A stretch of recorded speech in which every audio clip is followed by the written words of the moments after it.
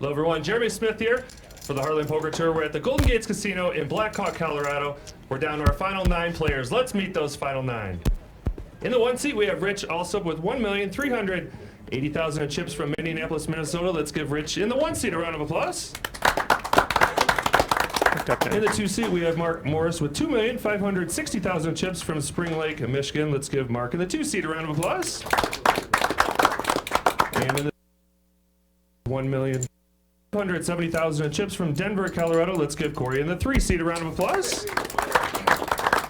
This is Cory's second HPT main event final table. And in the 4 seat, we have Carl Oman with 650,000 chips from Vancouver, Washington. Let's give Carl in the 4 seat a round of applause. And in the 5 seat, we have Wendy Freeman with 3,345,000 chips from Las Vegas, Nevada. Let's give Wendy in the 5 seat a round of applause. Wendy's our chip leader coming into the final table. And in the 6th seat, we have Shawn Roberts with 1,130,000 chips from Nixa, Missouri. Let's give Shawn in the 6th seat a round of applause. This is actually Shawn's 12th HPT main event final table. Shawn has 3 wins, and he's second all-time on our money leader. Shawn was actually our past player of the year as well. And in the 7th seat, we have Chris Barnett with 855,000 chips from Commerce City, Colorado. Let's give Chris in the 7th seat a round of applause. And in the 8th seat, we have Paul Richardson with 975,000 chips from San Ramon, California. Let's give Paul in the 8th seat a round of applause. And in the 9th seat, we have Alex Greenblatt with 2,405,000 chips from Santa Clara, California. Let's give Alex in the 9th seat a round of applause. Alex actually won this event last year in September. All right, we have 30 minutes left at this level. We're at 20,000, 40,000. Go and watch those cards. 20,000, 40,000 with a 40,000 big blind ante. Started with 496 players, down to our final 9. Our chips in play today, the reds are 5,000 chips. The greens are 25K and the whites are 100K. And good afternoon or good morning if you're on the left coast. Dominic Siebert here for another HPT main event final table. And what a historic final table this is, live from the Golden Gates Casino and Poker Parlour. This is the first Poker Parlour I've been to here in Black Hawk, Colorado. We'll be crowning our newest main event champion, but as I said, historic event for us here. A huge milestone for us on the Heartland Poker Tour. The tour began in 2005, and with this event, we have eclipsed the $100 million mark in main event prize pool money. So happy to be a part of this, and so happy to be a part of the HPT on this big day. And speaking of milestones, we always like to mention the milestones that our players have a chance to surpass. And we have 3 individuals at this final table, including our chip leader, who has the opportunity to reach $1 million in career earnings. Our chip leader, we'll go around the table as the action progresses here. You see Shawn Roberts there, briefly there on the left side of your screen, our former HPT Player of the Year. He will reach $1 million in career tournament earnings with a 5th place finish today. 80,000 is the raise by Alex. You see Rich House there in the 1 seat. I'm going to go with the hat. He will need a 3rd place finish or higher to reach $1 million in career earnings. And the same thing goes for our chip leader there, Wendy Freeman, our lone female at the final table here today.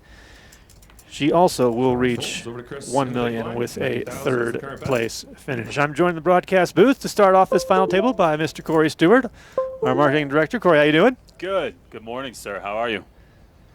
I am a little lightheaded. No, I'm kidding. Up here in the mountains. This is my first time up here, and first time in the state of Colorado, actually. Is actually maybe for like a connecting flight, you know, somewhere along the journeys, and it's been quite the different experience here. A little bit of a turn back in time as I've gone through the Chris's first act in the 7th the area here. Sure. A lot of people don't anticipate the potential issues with the altitude coming up here. Right. Like you're coming from Jacksonville, Florida, so you're essentially at basically sea level. Yeah. Sea level coming up to we're over 8,000 feet here in Black Hawk. So, yeah, some people don't realize that, and it can have an impact on you. You get dried out, can't drink enough water, need to stay away from the alcohol the first couple days, Right, so you right. can adjust. So. We had, well, what was it? Ari Engel, one of our current player of the year, came up here to try and repeat that title. This is our third to last event for this season. What did you say? He just got like lightheaded the first day and was like, I can't handle it. Yeah, well, I didn't talk to him in person, but he put out a tweet. Ari did, asking for advice on dealing with the altitude because he had never been up here to Colorado. Okay. And people gave him some great advice: drink water, bring on nasal saline solution, don't drink, et cetera, et cetera. And yeah, he came up and fired a bullet. And it didn't last long, and I think he was out of here within 24 hours. He said the altitude did not treat his body well. So We have a couple of players here. We do want to alert you as far as being on short stack. Saw the man just fold right there, Carl Oman. He is our short stack entering this final table. He's down to under 15 big blinds. Close to that as well. I'd say they still got a little bit of play in it, but the two gentlemen there, one on the right side of your screen, one just to his left. Chris Barrett. 90,000 is the raise by There's about Shawn, 20 90,000. bigs, and Paul Richardson about 25. quick background story: when these guys were 10-handed last night, Shawn Roberts there in the middle of the screen was very short. He had about 600,000, and Chris Barrett had about 200,000 when they were at 15,000, 30,000 blinds. And Was it the triple double triple or whatever it was? Yes, Something like that? Barrett tripled. Carl Oman and Shawn went to a flop. Chris Barrett was already all in. Flop comes 10-8 blank rainbow, and Carl put Shawn all in. Shawn called for the rest of his chips with ace 10. Carl had king 10. Chris Barrett had jack queen. I don't remember what the turn was. Possibly a king. Yeah, I think it was. No, it wasn't a king. Whatever it was, Chris Barrett rivered the straight. Right. So he tripled up. The ace 10 for Shawn held against Carl's king 10. So Shawn collected the rest of the pot. So interesting hand towards the end of the night. So a double up and a triple up there as we were 10-handed, as it were. Yeah, essentially.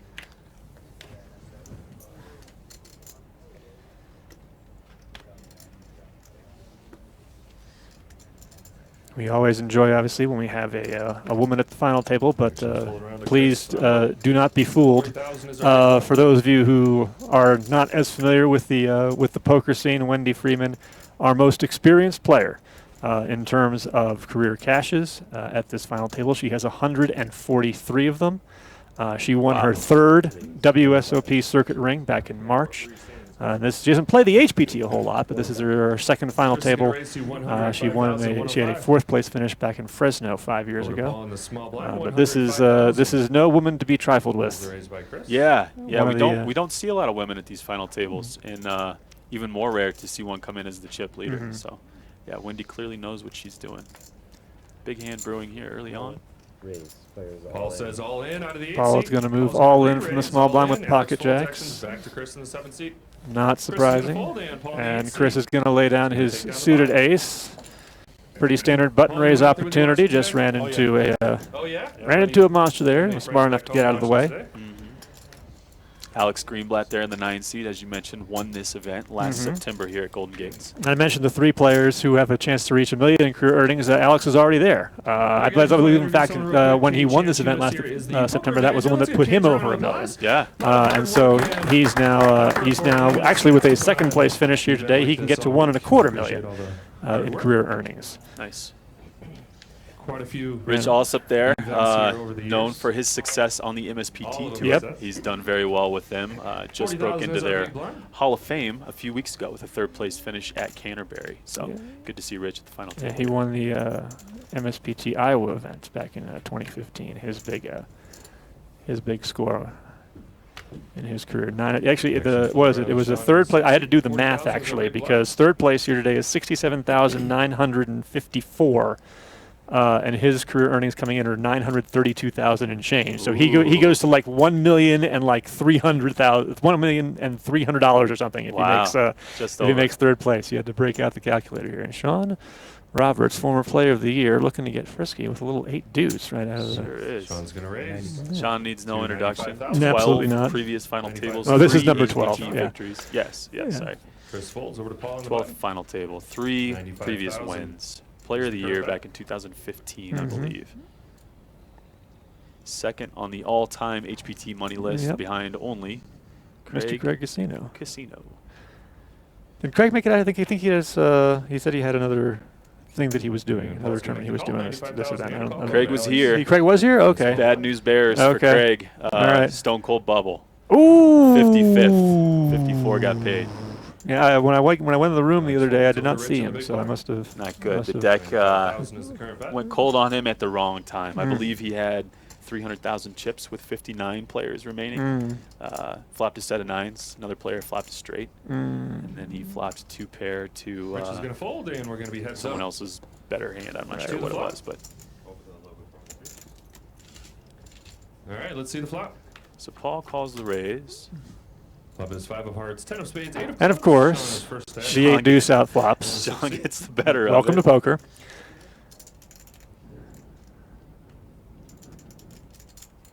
Be interesting to see if Sean decides to continue here. Unexpected. 180,000 is the announced amount. 180. He announces 180,000. Over to Paul in the 8 seat. As you may have heard, our tournament director at Jeremy Smith, the outside of the broadcast, the red chips that you see on the screen are 5,000 apiece. The bluish greenish looking chips there are 25Ks, and if you're fortunate enough to have any white chips in front of you, those are worth 100,000 apiece. So a lot of chips on the table now. Yeah. I think we'll probably do a color up soon to get some of those white chips in play. we are currently at 20,000, 40,000 blinds here. And And we are using the big blind ante format, and Sean with the ace deuce. And do not be confused by the spades you see on the back side of the cards. Those are the cards courtesy of Faded Spade. The new face of cards are being used at today's final table. The evolution of playing cards around the world. Been using them for just about, what, a little over a year now? We've been using Faded Spade, I think. At this level, 20,000. Yeah, just about a year. 40,000 with a 40,000. 100% plastic. Big blind ante. Nice balance of thickness and flexibility and Ninth place durability. received just over 14,000. And they've now 500. enhanced their Eighth place portfolio, received as it were. 18,200. All Poker the size first place cards, today, bridge just size over cards, 4 color decks, all 67,000. available at fadedspade.com. For And his first act, he's going to fold. put in over the to Carl. code HPT at checkout, and you get 20% discount. Everyone likes a sale. Yeah, that's a good deal. 20% is a nice little discount. Fadedspade.com. So that's why they have those spade logos there on the back. There's no bearing on what you're actually Paul on holding. the 8 seats. That would be a 40,000 different is game, the I think, Yeah, if it would. showed the suit on the back of the card. Put that in the short deck tournament, and then all sorts of fun might happen. I've been trying to talk Jeremy into putting a short deck on the schedule. I haven't talked him into it yet, but I will. The things we were trying to talk Jeremy into. Yeah. 80,000. Someday soon. I tried to get 90,000 one is raised into by the Paul. November Alex in the ninth championship event. November 1st through 13th, we'll Right. be at Ameristar East Chicago. Yep. $2,500 championship. In the small There's a blind. $500 heads up. That should be a lot of fun. Yeah. It's a 7-game mix. $500 seniors championship. A lot of fun tournaments on the schedule. Couldn't talk him into the short deck this time around, but maybe next time. I have yet to participate in one of those in any form or fashion, dealing, playing, supervising any of the above. But Same. Just kind of coming over to the U.S. Yeah. I think it was Yeah. a Hong Kong thing for a while. yeah, big over in the Far East. The Yeah. high rollers, the Tom Dwans and the Phil Ivies are playing that Rich of the one seat's overseas. gonna But Poker Go re-raise. did have a short Total deck bet event at the recent 250,000, Poker 250. Masters series. So Is the raise by Rich, Mark Foltz. About Rich here showing some heart here with the ace-7 suited. 50,000 is the current Out of the bet. small blind, putting out a 3-bet. putting Paul to the test. Action back around to Paul.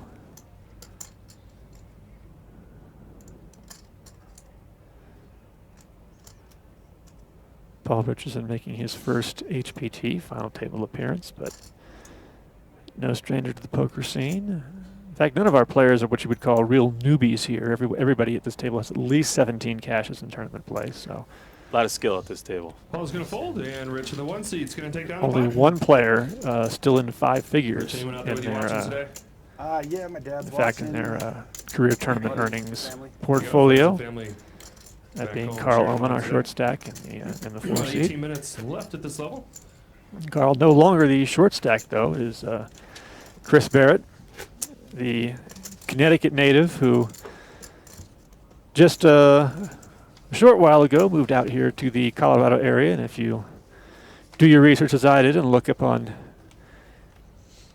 on Hendon Mob, you can probably figure it out very quickly that he did move here because it's like Colorado, Colorado, Colorado, all the tournament locations, like the first 15 entries, or the most recent 15 entries, Giveaway. all in the Blackhawk, mostly in the Blackhawk area. Carl there with the ace-8 from Vancouver, Washington, 50-year-old superintendent at Clark County Public Works. It's his first HPT event. First HPT and first major final table. Probably the least experienced of the group, as we mentioned, in terms of being in an event of this magnitude. And hello, Mr. Richardson. Ruh-roh Carl. Indeed, you got a suited ace. You're under the gun. You've got about 16 big blinds. You make the raise. Probably just trying to win yourself an orbit.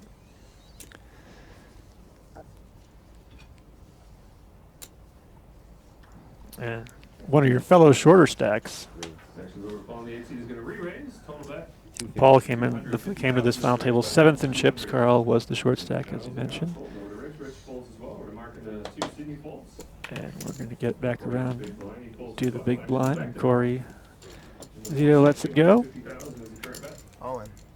Uh-oh. Uh-oh, Carl goes all in, and that won't take long to be called.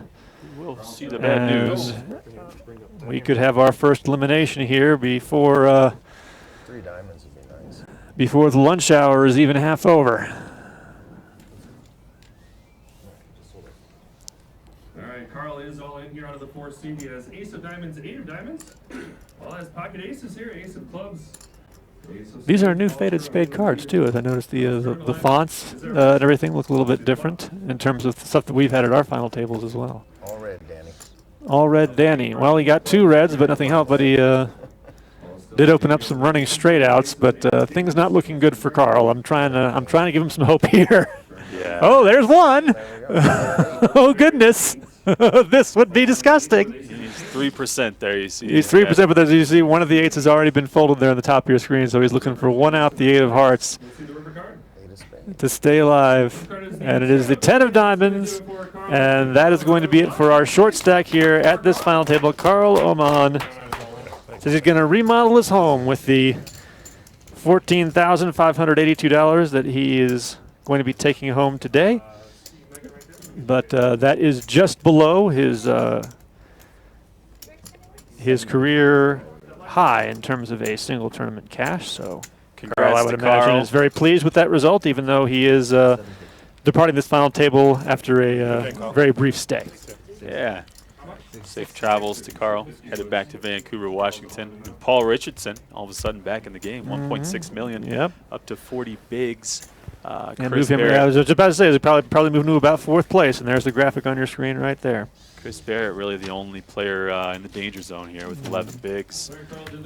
Shawn, next smallest stack with 35 big blinds. So a lot of play here today at Golden Gates Casino from Colorado. 20,000, 40,000 blinds, as you see there, with a 40,000 big blind ante. It's just brought to my attention that Alex Greenblatt in the 9 seed, as we said, he won this last September.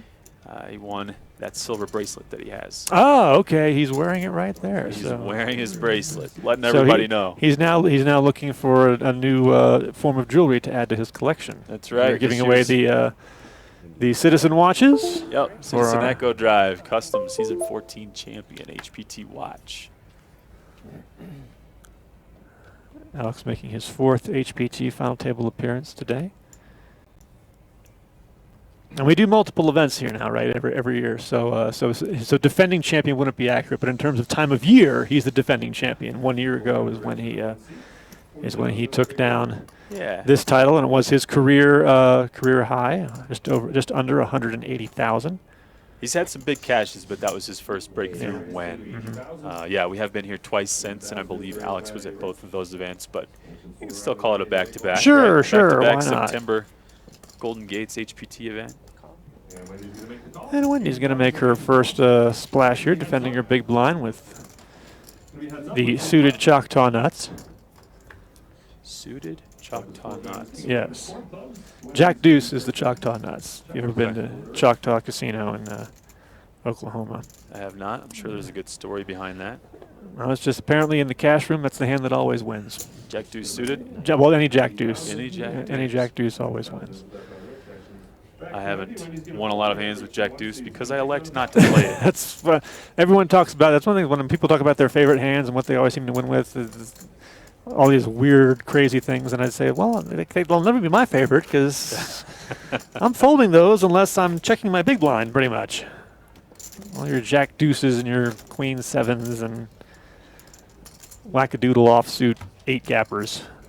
Blind still at 20K, 40K. Came into the day halfway through that level, so probably about 15 minutes left before we bump up the blinds. 12 minutes left. There you go. Yeah, Jeremy 4 Smith minutes. say. I thought he said 12. You say 4 or 12? Well, either way. It won't be long now.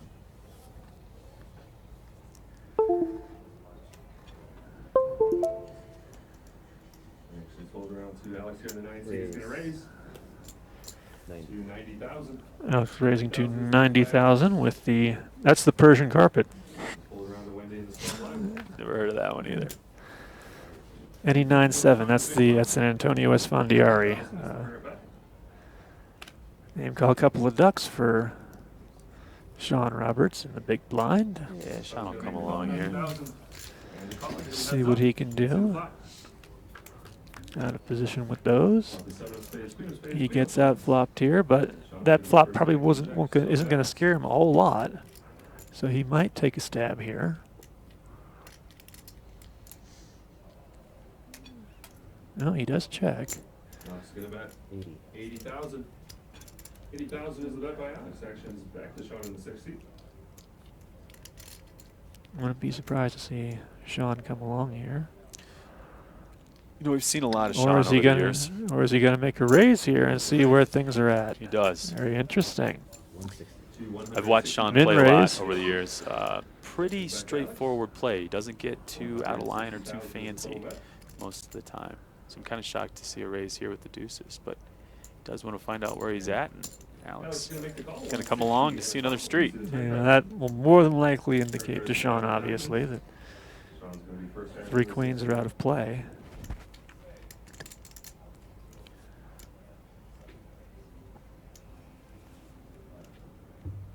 Shawn checks over to Alex. Very blank turn card there, the 5 of diamonds. Alex checks as well. Both players check the turn. Let's That's see not a first card. surprising First card is the turn. 4 of hearts. I would expect check that. through, and Check here on the river.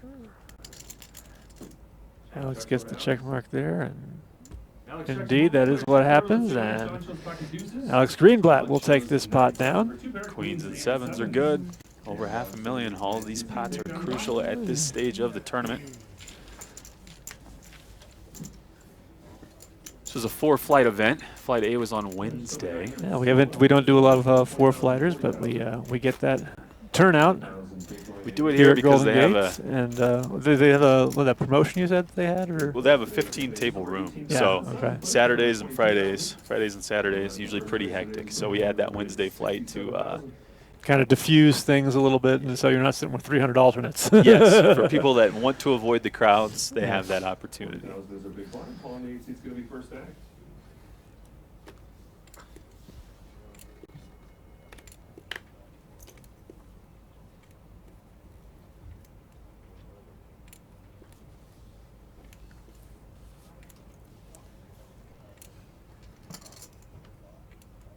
Actually pulled around the mark in the 2 seat. Mark Morrison, the 2 seat from Spring Lake, Michigan. You know who else is from Spring Lake, Michigan?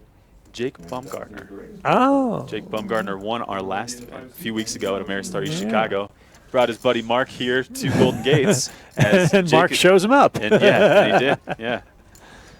Jake is chasing our Player of the Year. We've got a tight race in the Player of the Year standings. What was it? You said, was it 6 points was like the top 5 or something like that? Something like that. I'd have to look. Yeah, it's very tight. I know the top 3 are separated by like less than 3 points, which is crazy. Yeah. Aaron Johnson, Osama Estafanos, and Jake Baumgartner. Osama's in the lead, I believe. He is. Coming into this event. Yes, right. He's up by like 1.3 points or something like that. Pretty tight race. Only 2 events left after this to collect points. We'll be at Daytona Beach Racing and Car Club down in Florida at the end of October. That's an $1,100 main event. Very excited to get on there to Daytona for the first time. Ironic that we do all these events there, and I've never, schedule-wise, been able to make it work. It's an hour and a half, basically. But happy to get in and be a part of that crew for the first time, and hopefully many more events in the future. It's a fun stop. Weather's always nice, of Absolutely. course. Beach is just about 2 miles away. Yeah. 2 miles from the beach. Our buddy Dom Nero, the great director name. of poker there. Yeah. Dom, an old staple in the Chicago poker scene. Moved down to Daytona Beach 5 or 6 years ago and now runs the card club down there. Raise 90. Cory's going to raise to 90,000. Cory Zito, our local player, Denver native.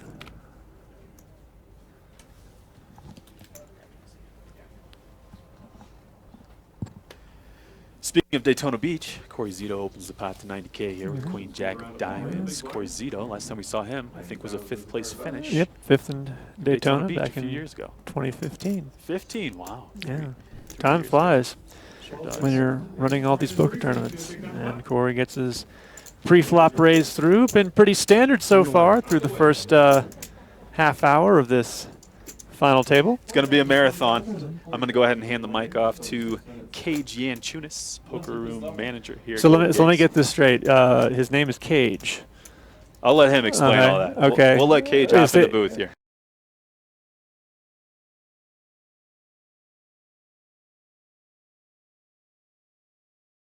It's like, the old thing was a Jim Kick, the running back of the Miami Dolphins. How did he end up a running back? Why wasn't he a place kicker? Great conversation for you and Cage to have. I'll be back. Have okay. fun, Dom.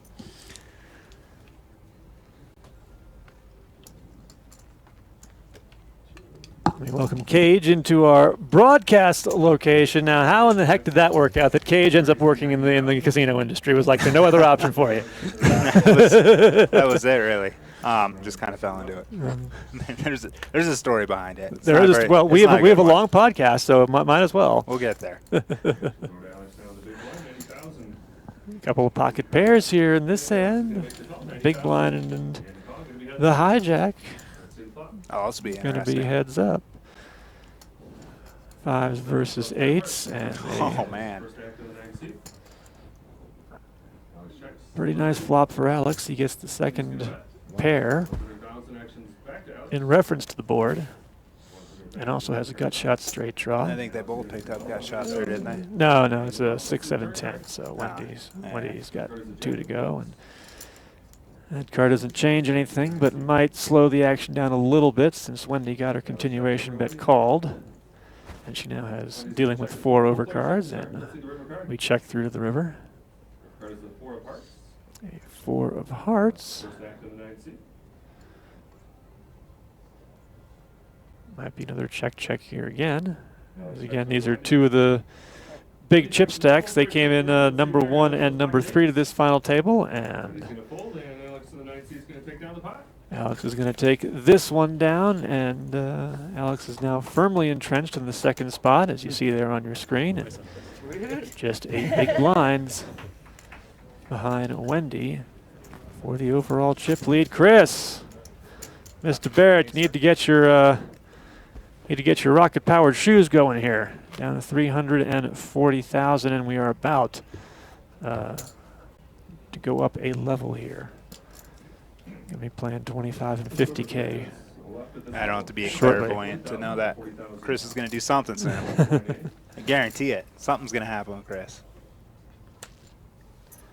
Especially with the Big blind and the big blind ante coming around. Now, how many tournaments have you been running? Have run of this kind since you've been here? And had the big blind ante been a part of any of those? Well, we've been running tournaments since I've been here. I started in 2011 in this. Oh, okay. Oh, okay. I thought someone told you that you had just gotten here. Okay. Yeah. So yeah. So never. So then skip that part of the question. Big blind ante. Big blind ante. We started playing around with it a little bit last year, Okay. and the reception was 99.9%, overwhelmingly positive. Okay. It made it very clear very quickly that big blind ante is the future of tournament poker. Mm-hmm. That's what people want to play. That's what they want to see. There's some pros and cons against it, Yeah. sure, and you can argue that forever with Matt Savage on Twitter if you want. I think he was originally against it, but he's starting to come around now too. But since we started running it, all my daily tournaments have been big blind ante for the past 6 months. And Okay. I don't plan on ever going back. That's All right. just going to be standard across everything I can do. I think it's a far better format. It's faster. It's cleaner.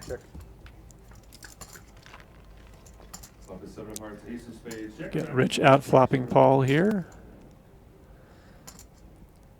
On what was basically a coin flip pre, as you saw on your screen, but no longer. Now, almost 19 to 1 in Rich's favor. Back to Rich.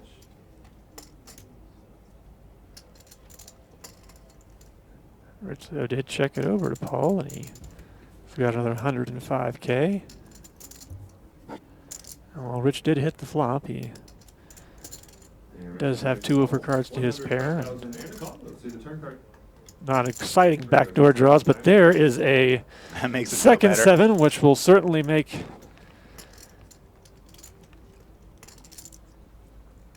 him feel a little bit more content in this hand. We said a top 3 finish here for Rich today will put him over $1 million in career tournament earnings by just a couple $100. And Rich now with a reasonably strong lead here on the turn, especially in comparison to the bet sizing of previous streets.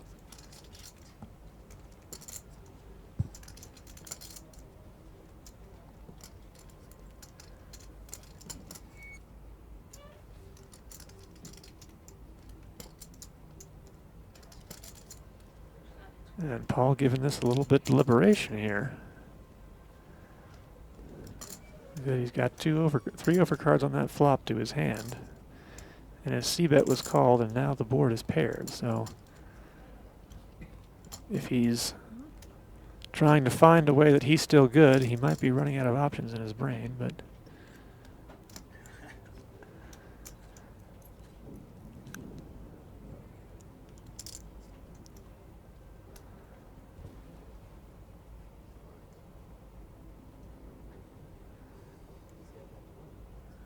New Jersey native making his, not native I should say, he's originally from across the pond, but residing now in New Jersey.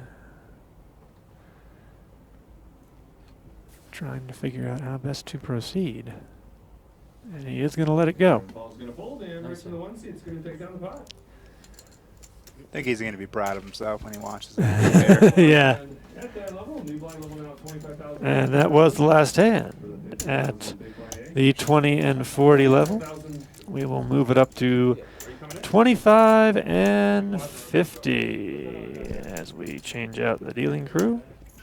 And that puts Chris, as you can see, in even direr straits. His 8 big blinds turn into 6. You gotta tell me what you had later on the first hand. The reader didn't pick it up. Sure. And the average chip stack, of course, now almost at 1.9 million. It's a weird spot for the first hand of the day. Started with 496 players and 8 players still remaining. 8th place today is going to pay just over 18,000. 7th place is over 22,000. First place prize today, $167,696. It's a nice little 10,000+% return on your investment for our $1,650 buy-in. That's not too shabby. Not too shabby at all. 102,000. We always like it when we get those tournaments where second place is also a six-figure payout for our HPT main events. And 67,954 for third, which is, as we said, a magic number for three of our players here today as they look to move over the $1 million mark in career tournament earnings. Our chip leader, Wendy Freeman, king-queen offsuit in the shotgun, and she is going to bump it up, 110K.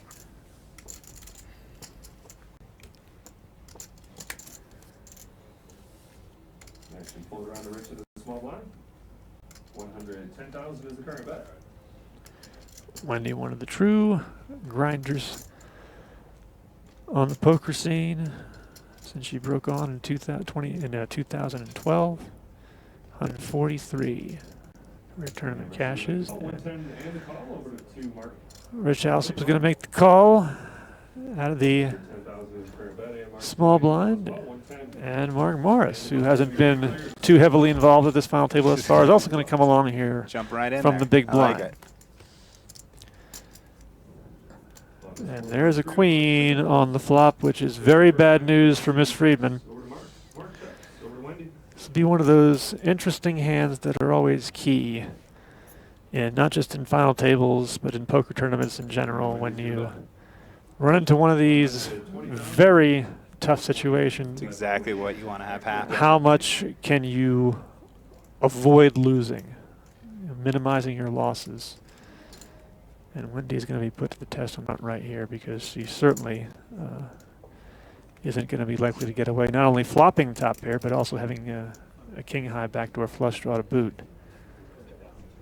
Rich is going to raise the 250,000. Rich with barely above a min raise to Wendy's lead. Once again, this is a check. It's the same strategy that we saw Shawn Roberts employ a couple of hands ago against Alex Greenblatt with the check min raise. And whoa. Action's back to Wendy. She's going to move all in out of the Wendy moves all in, and this is not going well. It's Still two it's a huge move here, and it's the chip leader putting Rich Alsop to the test here, and now he's got to be wondering, is top pair, top kicker good? There are plenty of situations where even if you are ahead, which he is here, and if he knew he was a 4-to-1 favorite here, he would be piling his chips in the middle in a second. But even if you are ahead, the chances of improving your hand may be small in comparison to that of your opponent. Guys, puts him in a tough spot. Yeah.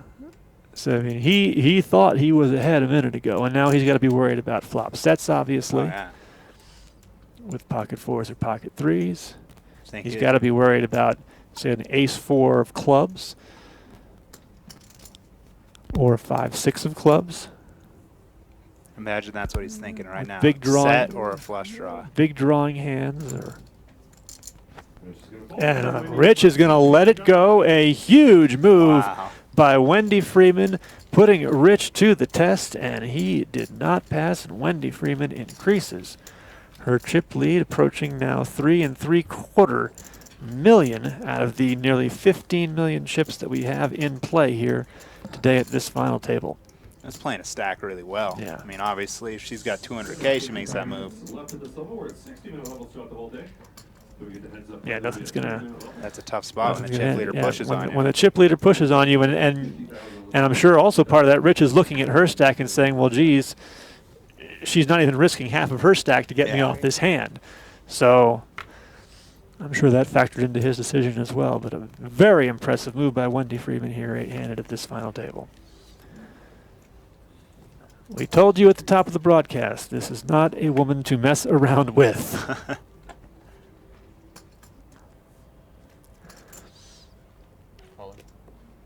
There it is. And there is Chris Barrett, the short stack, moving all in. Not surprising once he gets an ace here with only just under 7 big blinds. And this will be called very quickly from the button by Rich with his pocket tens. Mark gets out of the way from the small blind, and now Cory in the big blind. Does he want to stick around with queen 9 suited? No, he does not. So it's tens versus the ace 10. And Chris is going to need to hit one of his 3 outs here in order. Chris was saying before the start of the broadcast that everybody at the table was 50-50. Either they were going to win or they were going to lose. And, Chris has ace of hearts, 10 of diamonds. Rich is currently in the lead here. Chris's tournament. Rich, as you see, about a 2-1 favorite. Let's see the flop. King, queen, jack. King, queen, jack is all he wants, so he's not going to get that. There was a 5, and then, well, there's a different straight possibility. Went the other way to the wheel end as opposed to the Broadway end. Turn a 4 like it's an easy thing to do. Yep. So you see, we did have the pocket 4s of Shawn Roberts being folded pre-flop, though, so that gets rid of 2 of those outs to see at the top of the screen. But still, he needs to see one of the 3 aces and one of the 2 remaining deuces in order to double up and stay around and avoid being the 8th place finisher. And there it is, 4 of clubs. And the wheel is hit. Look at him. He's like, there's no way. He's like, what? 500 flat. Nice one. Not the first. So the $18,228 payout is going to stay on hold at the cage for the time being. 50-50. Chris makes the comeback. Oh, yeah, I think he's blushing. I think he feels a little down 2-1 on the flop, or pre-flop, down 6-1 on the river. He hits one of his cards.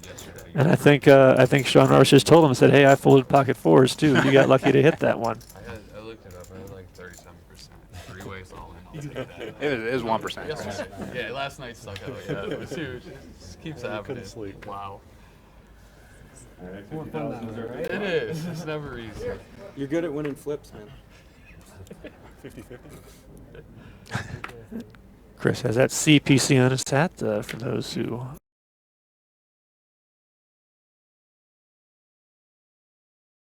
Own tour. It's held nowhere else but here.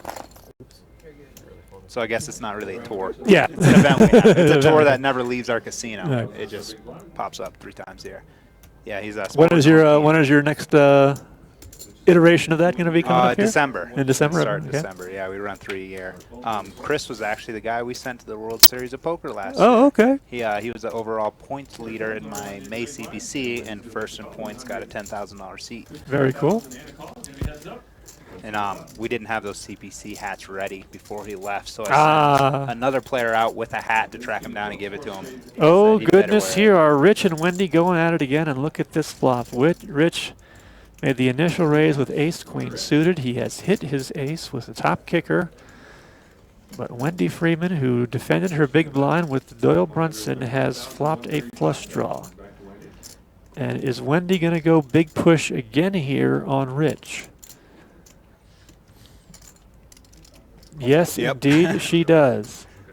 Wendy's going to raise. Enough to put Rich all in. And this time, Rich makes the snap call. And the call here. Ace on the left for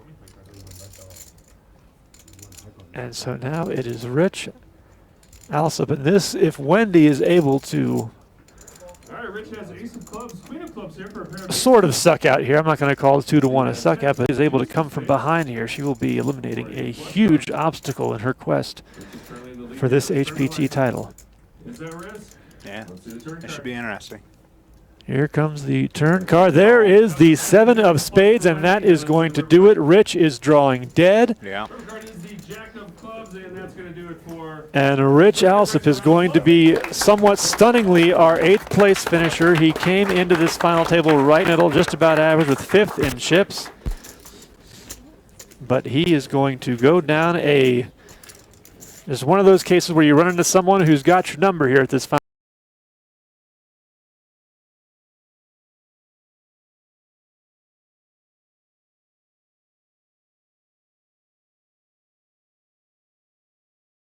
Over 4 3/4 million, almost 100 big blinds at this final table. Wendy Freeman with a very impressive opening hour. Look at all. You're going to have to cover up some 5K chips here in a minute, I think, Cage, yeah. to get it there. Bring some more whites out. Yeah. Rich Freeman in 8th place, that was good for just over 18,000. 7th place today is going to pay 18,000 and change, as you heard, 18,228. The remaining players here now guaranteed just over $22,000 for their efforts in this event.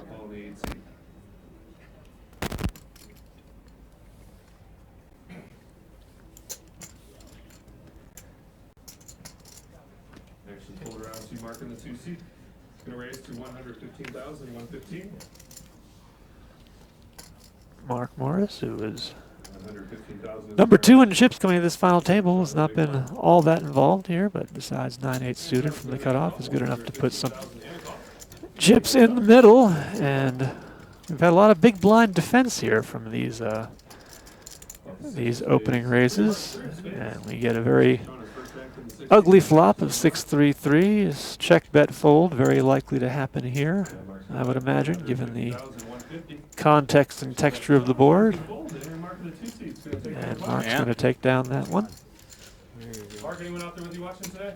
Again, a lot of ABC play here so far at this final table. Not a whole lot of craziness and outrageous moves. Even we talked about Wendy's moves against Rich, the 2 big stack poker plays that she made, and even those weren't that far off of standard, to be sure, certainly. 4.8 million. Yeah. What about you? Do you have any friends and family watching in the crowd? My brother's here. My dad's watching. Yeah. A lot of So friends they got watching. excited when you won that pot? Yeah. Lucky. Wendy lived, of course, for many years in the San Francisco area, but now since her 50,000. poker playing career has taken off, now calls Las Vegas home. Remaining your HPT mini event final table.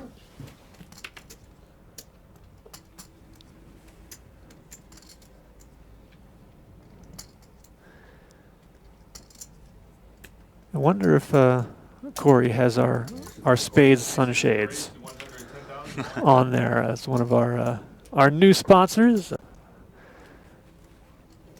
Affordable sunglasses for poker players who care to wear those at the table. Got tons of different color and style options at spades. Oh, there we go. Spadesunshades.com, and you can use HTP code at checkout for free shipping. And Wendy continuing to big stack it up, but this time she has run into a huge problem. The biggest problem. Her pocket threes are well behind, obviously, Cory Zito's pocket aces. And he's doing a little good mini Hollywood here. Yeah, it's going for an Oscar. Watch. And, he's just going to make the call here. Try and milk the chip leader for as much as... every ace's story goes. Yeah, pretty much. Just call. Yeah. Okay, but he survives that one pretty effectively. No real draws for Wendy. No draws at all, in fact, for Wendy. Is there running spades? Did I see 2 spades there? I think, yeah, there might be running spades. Yeah. So running spades. And that goes by the boards there, so now down to 2 outs. But the queen may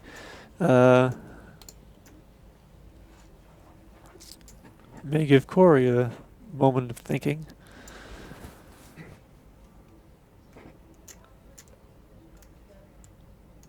But overall, he's probably feeling pretty safe. Now that Yeah, he's thinking value right now. move through my brain here very quickly. For some reason, my brain did not accompany me to the broadcast here today. 250,000 is the bet by Cory. 250. Concentrating on other things for some reason. This Cory now puts a $250,000 in. That should be an easy fold for her. Looking at that board with pocket threes. I don't know. Well, she made the 3-bet, but she did not. Yeah, she does let it go. Okay.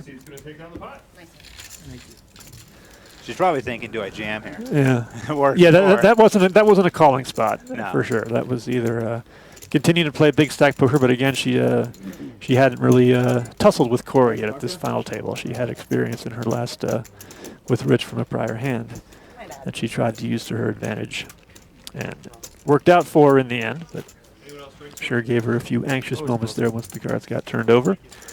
Chris still our short stack, as you see there, is under 15 big blinds, but not as short as he was. And Shawn Roberts, after some aggressive play early on, got him over to about 25, 30 big blinds from his opening position. At 6th place, he's back down now under 20. It's been a little bit more active than I think I expected from him today, given the lineup that we have here. This final table, as we said earlier, none of these players are any sort of inexperienced rubes who'd happen to luck box their way in here. A lot of these people have been doing this for a long time and have numerous caches under their belts. Chris is like, is this my spot? I think this will be Chris's spot. Yep. Chris says all in out of the small blind. Blind versus blind. And Paul does not have anything worthwhile. Well, you don't have Baccarat here at the Golden Gates, do you? No, we don't. So, yeah, so that I can't even use the Baccarat hand joke with the 6 deuce off.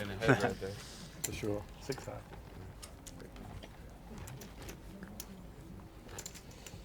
About 43 minutes left at this level. Still 25,000, 50,000. With a 50,000 big way in. Get rid of these.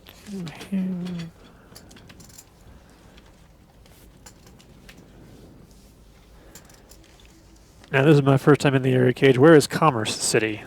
That's where Chris Barrett Commerce hails City from. is... 125,125. I remember seeing signs. I've been there once a long time Okay. ago. I feel like it's about an hour and a half to 2 hour drive. Oh, okay. Yeah. It's not. I think it's out like area. maybe south. Okay. Those wondering, we're about, what, an hour, About almost I'd say an hour directly and a half. west of Denver, Yeah, roughly. up in the mountains. Really a step back in time.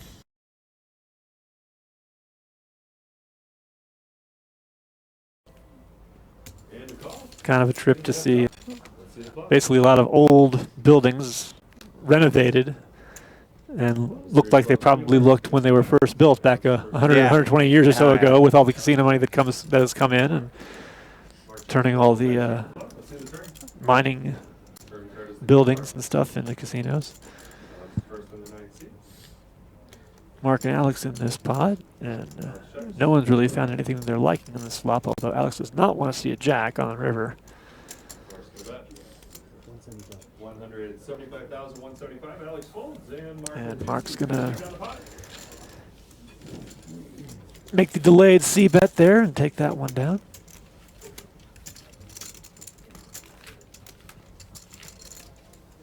Mark making his first cash ever on the HPT in this event.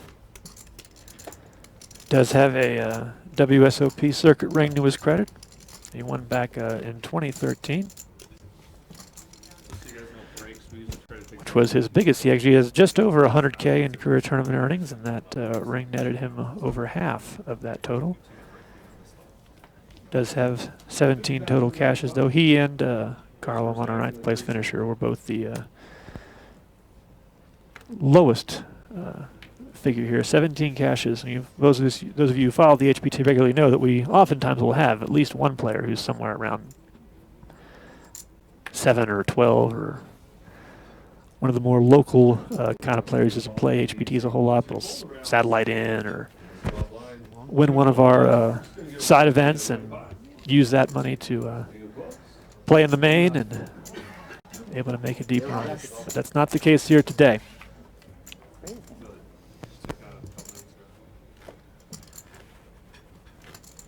Wendy Freeman still ruling the roost here. 50% more than almost everybody. Yeah, she's got to feel good about her spot right now. It certainly does.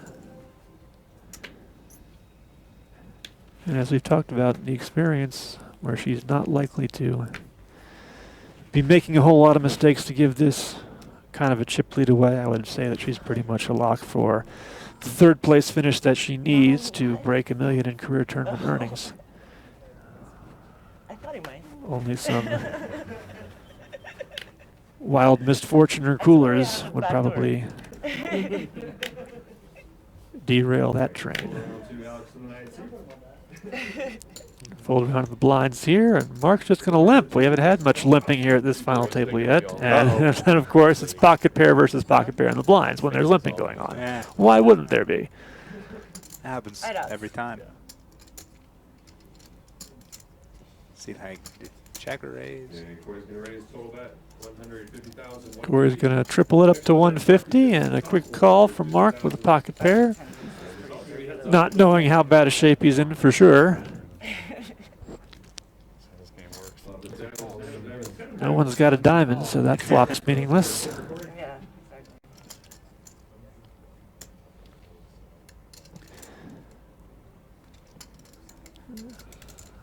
Suited flops sometimes scare people, though. I was And they gonna don't. say, They don't continue. Either of them think that either of them have a diamond, and then they can change the meta. Mark gives it a couple rechecks before letting it go. And Corey's overpair is going to hold. And Corey's boosted his chip stack by about 30% or so since this final table began. So he's made a nice little move up. As far as total chip count is concerned. And no repair. No diamond. Cory, of course, was a winner on one of your other tours that you have here. You just run about everybody through here now, Yeah. don't you? You've run circuit events through here. You've won MPTs. You run us. Who haven't you put through here? Basically, is what is the shorter list I think right now. Yeah, it might be a very short list. Yeah, next year I'm even going to be fuller. Yeah, I heard WPT deep stacks are going to be coming here. Yeah, that's what I'm working on. Okay. So I think that covers just about everybody now. Yeah.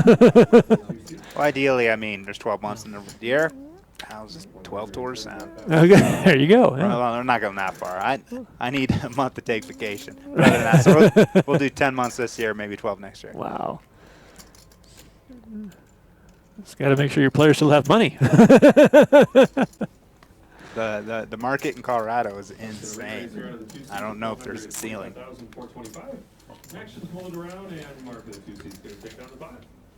Mark with the re-raise there with his pocket queens. Gonna take that one down. And Shawn is not able to get the orbit he was looking for with the suited Jack-9 raise under the gun. And he's heading down towards. He is now the short stack, in fact, after that. Our underdog jumped up the bag. This raise, and Chris Barrett's moved up just slightly off the bottom of the ladder. He's just going to hang out in the background. Yep. He's going to fold himself a couple spots up, I think is what he's thinking right now. As I said before, I'm a little bit surprised that Shawn, again, going up against the lineup, I know the kind of poker that he plays, seeing him on, obviously this being his 12th final table, and I thought he might have been a little bit more reserved as far as getting involved with hands or making. And there's the big stack shove, blind versus blind from Wendy with suited ace. Certainly pretty standard, and Shawn's got nothing to play with.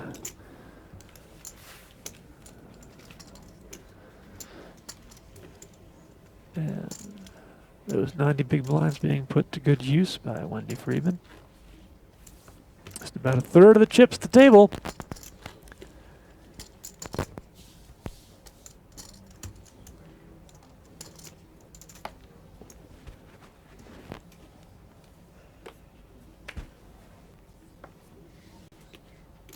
We have 2 more events on the Heartland Poker Tour before we close out calendar year 2018. Starting in, what's the exact? It's about 3 weeks' time. Just over 3 weeks' time, we'll be down in Daytona at the Racing and Card Club in Daytona Beach. And of course, when the calendar turns to November, our championship event at the Ameristar Casino in East Chicago, where we are looking to do what you guys have done here on more than one occasion, and that's get a $1 million prize pool for our main event. Oh, it's really easy. King of Hearts, 4 of Diamonds, 10 of Hearts. Shawn is first act in the 6th seat. Shawn checks. Well, it's not that easy because you're the only ones who do it. Like I said, the market in Colorado is great. There's a lot of Chris is gonna bet 50,000. Shawn really Roberts. high quality tournament players that live in this state. All that beer money from Coors, right, coming in, and Yeah, there's probably that, and I think the weed might have helped too. that too, yeah. It's amazing how once people learn how to make money off stuff, that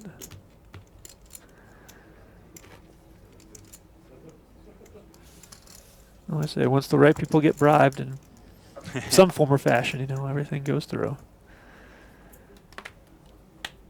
50,000 is our big blind. Alex is gonna be first act on the 9 seats.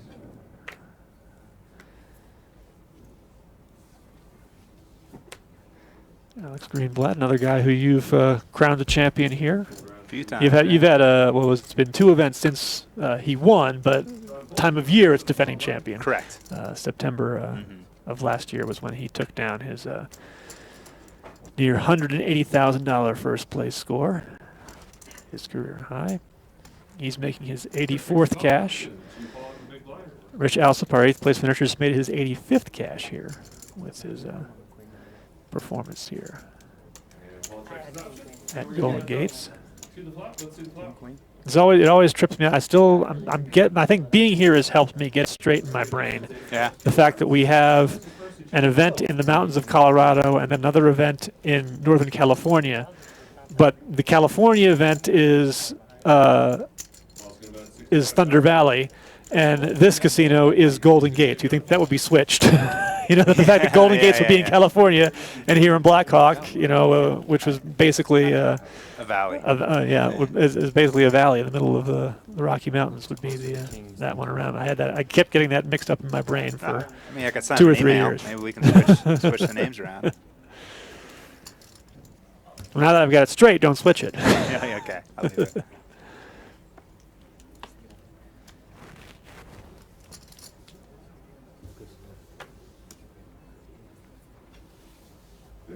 Is our big blind.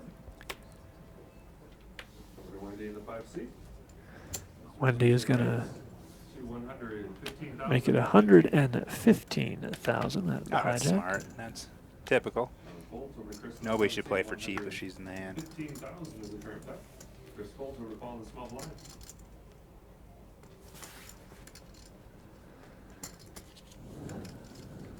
Actions fold around, and Wendy in the 5 seat is going to take down the pot. Raise and take it for Wendy there. Over 936,000 in career earnings to this point. In her, I'd say, relatively brief tournament career. It's only been 6 years. That is pretty She's brief. been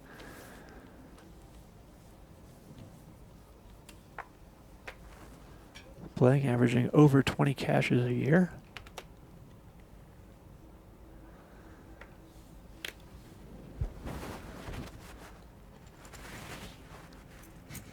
Dealt there myself for many a time. And this might be Chris Barrett's latest all-in moment with the pocket pair and the cutoff. And those, what is, I think it was 16 big blinds here, so that's just about the hovering range in terms of do you want to shove or do you just want to make a regular raise? And the regular raise is enough, and it's going to get through.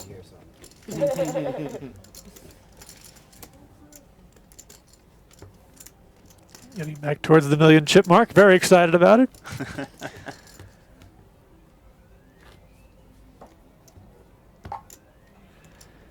Whereas he will make his, Chris will make his biggest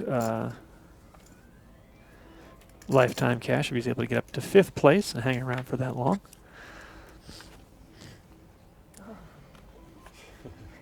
Yeah, I told Cory when he was in here earlier looking at his stats, he basically has a cot here. I think pretty much, yeah, because everything's Colorado.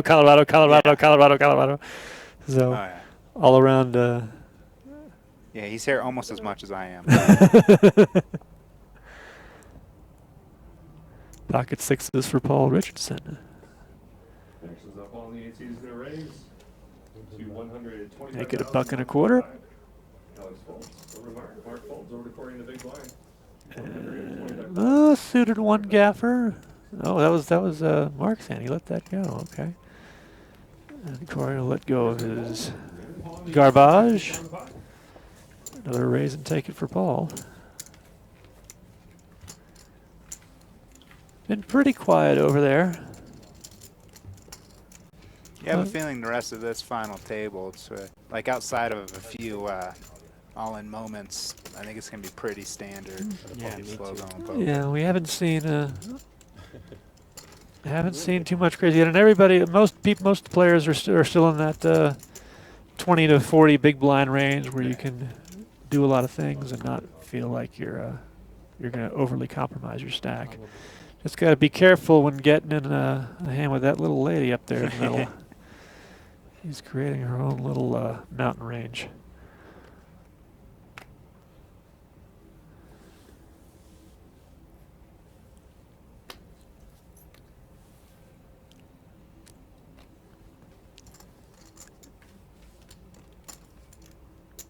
Alex Greenblatt with an offsuit ace in the cutoff. Not going to do anything wacky.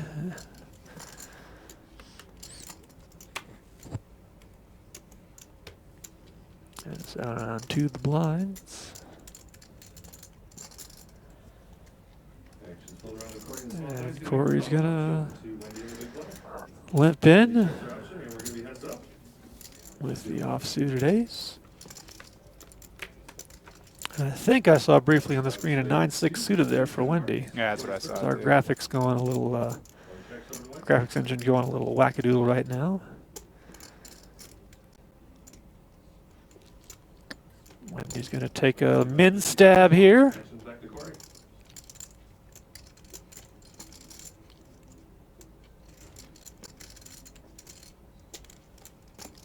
Cory's going to make the call, 50,000, and the call is in turn. Seven of diamonds. 7 of diamonds now gives Wendy a gut shot straight draw. Cory's pair of fives are still good.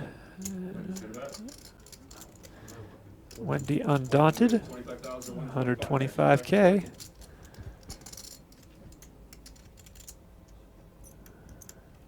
There we go. We unplugged it, then plugged it back in, and graphics work again. That's the fix. Yeah. Cory's going to lay it down now.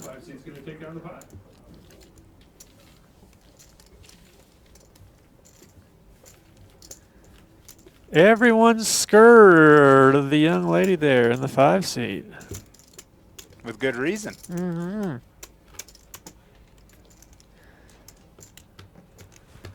As she hit 5 million in chips, I think she's going to be pretty close right there if I'm looking at those right. May still be just under it by a hair.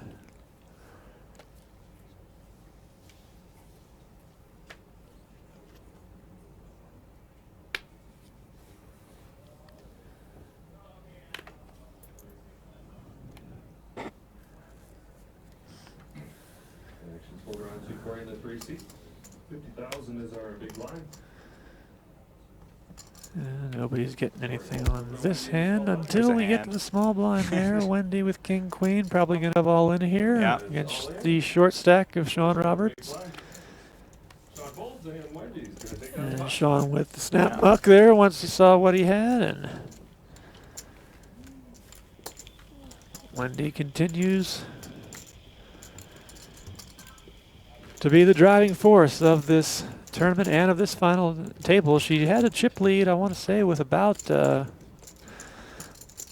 it about 15 players left? I want to say it might have been even more than that. Yeah, I think you're correct. I know she came into this day at the chip lead. Yeah, she was a chip leader coming into the final table. I know that for sure. But let me go back to my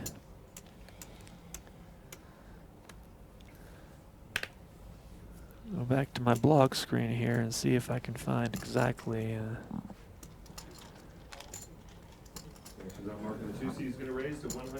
Where she did take that chip lead. Pulled around to Shawn in the small block.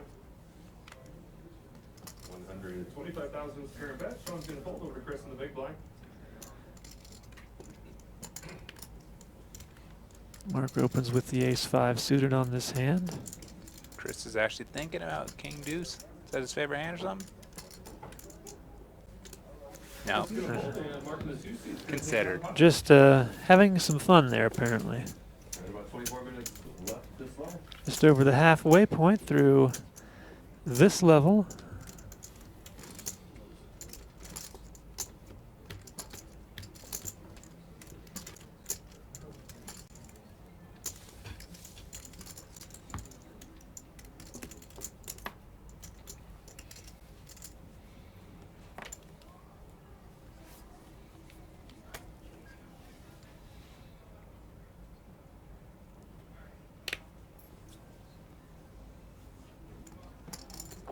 King Jack offsuit.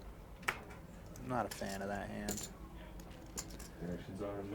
The shotgun mark's going to raise it up, though. King Queen by Cory Z. Uh-oh.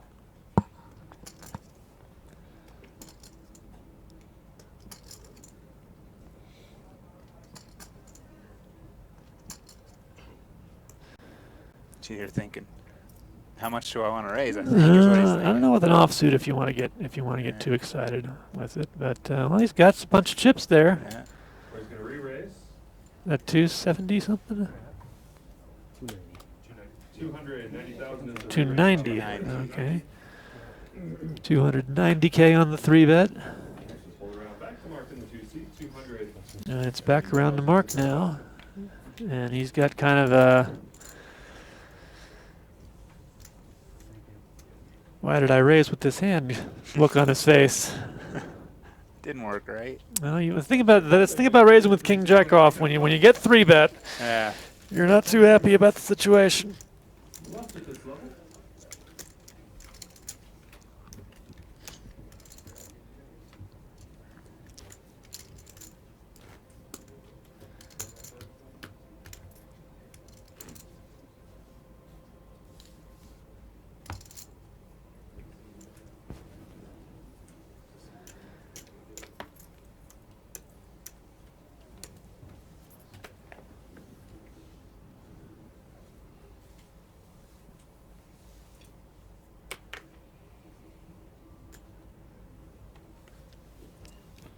Forgive me, I'm still You're still looking up your blog? doing research here, Yeah. making sure see if I can find. I thought I saw it earlier where she, when precisely she took the chip Shawn's all lead. in with an ace. 515 to call. Oh, Alex with the big blind there with the ace is probably gonna see this for 20% of his stack. Yeah, I feel like he has to, huh? And there it goes, and Shawn's gonna like his kicker. Yep. Alex shows ace of spades, 7 of clubs.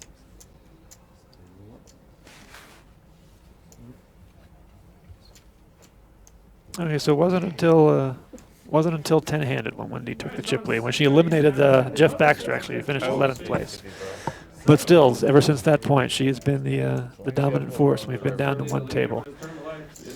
And you see that the ace-9 there is the player all in. Shawn Roberts looking to dodge some 7s. And that's a good start. No heart draws. 3. 3 out. 3 clubs. Goodness gracious. Isn't that the way it always goes? Ah. Now he needs a 9. People just. Ugh. And now 1-9 has already been folded, as you see there at the top of your screen, so he's only got 2 outs. And it is the 5 of hearts, and Shawn Roberts, the victim of horribly bad luck here, is going to be our 7th place finisher and take home $22,238. So that is the first of our potential millionaires leaving this final table, and Shawn comes up just short. He needed a 5th place finish in order to reach that milestone, but he will now move his total just over $988,000 in career tournament earnings. So sort of a double disappointment for him, obviously not winning. Former player of the year, making his 12th HPT final table. As competitor that he is, that he wanted to only come out on top, but unable to do that, and then also not even able to get to that $1 million plateau. Something like that. I bet you he's going to play another tournament. He might play one or two more. I think so, he'll hit it. Yeah. What a luck loss. He might get it in Daytona. Coming up here in a couple of weeks. So Chris back is on the short stack right there, as you were just about to say. It was Wendy's still not quite at 5 million yet. She's been close a couple of times, but 4 big blinds away from getting there. All the remaining players now guaranteed $27,342.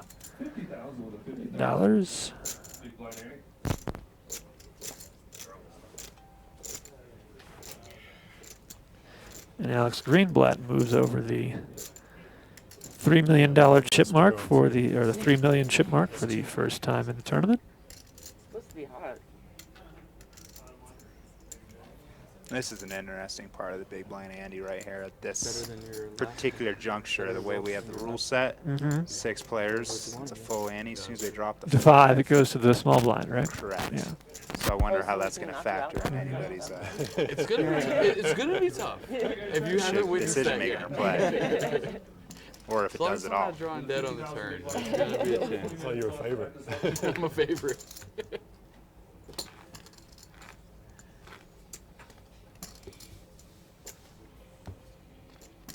$25,000, $50,000 with a $50,000 big blind ante down to our final 6. Cory's going to be first back here in the 3 seat.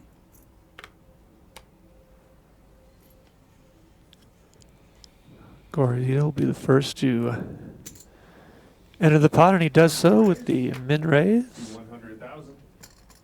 100,000 is raised by Cory.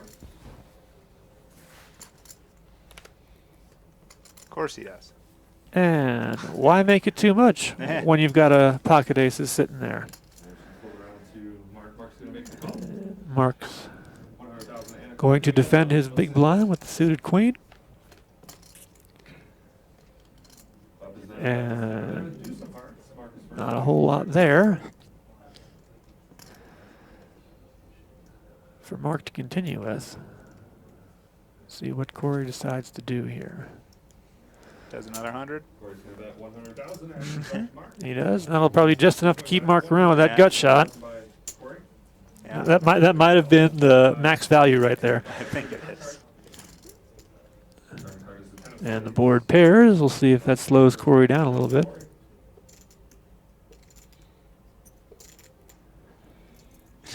Was it Here comes 100? another 100. Was it 100K or was it? We have 125K on our screen, and it does slow Cory down. I may have misread that. And there is a pair for Mark. It also does complete the flush draw and the board pairs now. So Cory's probably not liking his aces as much as he did a couple minutes ago. But is 150,000 enough to get him off it? Not quite sure about that.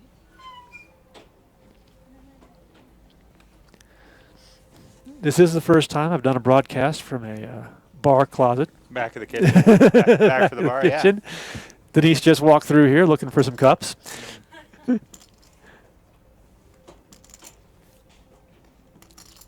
And Cory is going to make the call and is going to be very pleased with the outcome.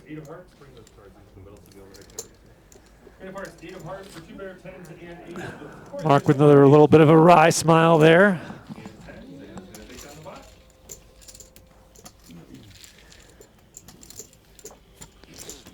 Mark's had a couple of good moments at this final table, but overall I'd say things have not gone the way he would have appreciated. As you can see there, 2.2 million did come in second in chips at this final table, and now finds himself sitting in 4th position on a six-man ladder, or 6-person ladder, I should say, I guess.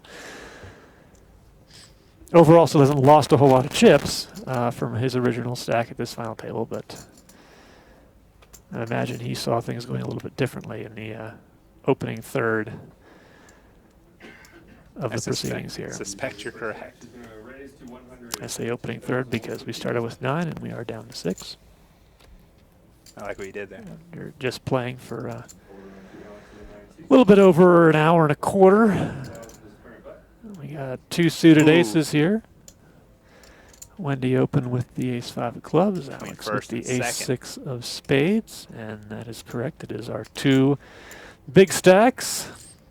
And Alex is getting out 3 betting chips here. What do I feel like this is going to be? A train wreck for somebody. 3 1/4 is the re-raise. And back to Wendy. Out of position here. It's like watching 2 trains crash.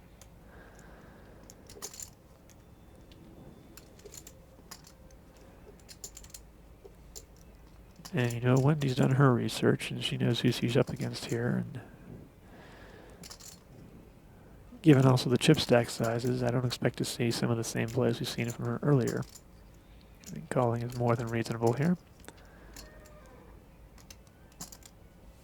And so is folding. So that's, again, that's respect right there. That is.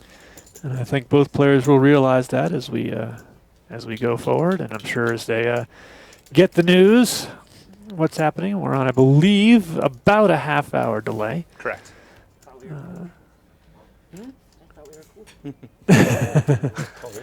Wendy's. My teeth are chattering.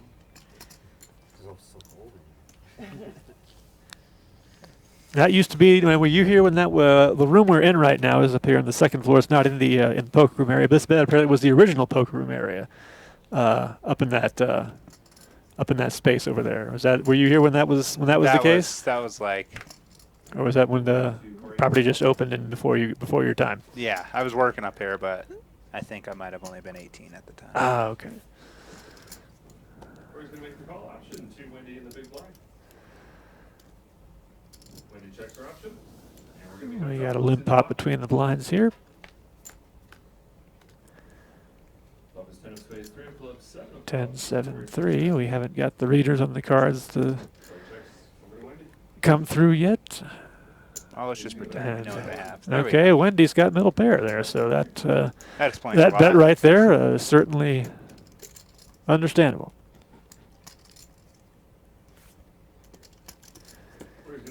And Corey wants to see one more card.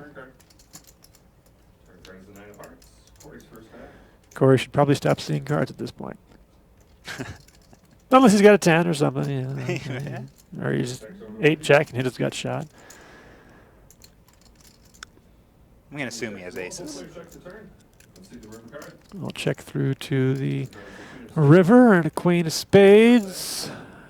Doesn't complete a whole lot of much. You play along at home.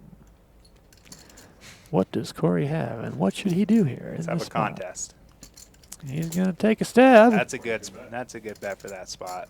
Buck 40.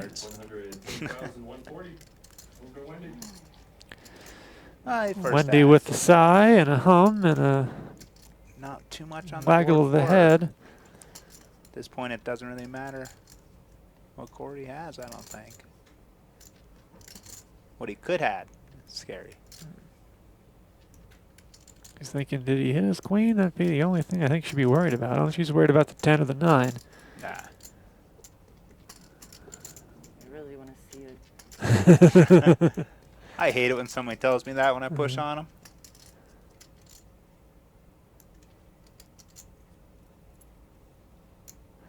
Says she really wants to see it. And she's we kind of want to see it too. We're on the same boat, Wendy. Yeah, that's true. We want to see it too. There it is. She puts out the call. Oh, geez, 10-9. Hello. Well played and well disguised by Corey right there. Yeah. Very nicely done. Certainly had me fooled. And obviously had Wendy fooled. Fooled everybody.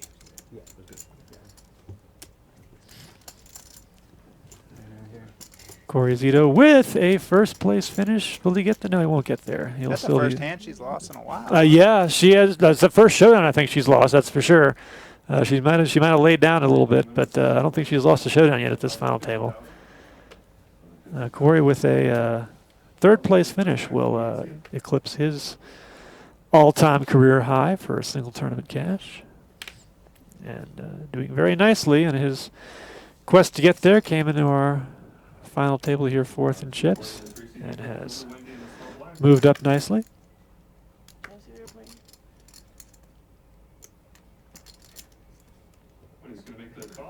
Wendy's going to limp in here. And pocket 8. There we go. 14 big blinds. Going to move it all in, and Wendy will probably surprise chuck of these nobody. pretty quickly, and Chris will take that one down. I think he's still blushing from that wheel he made earlier. Maybe. Maybe. It's like, I don't know why I'm still there. Yeah. I'm so lucky.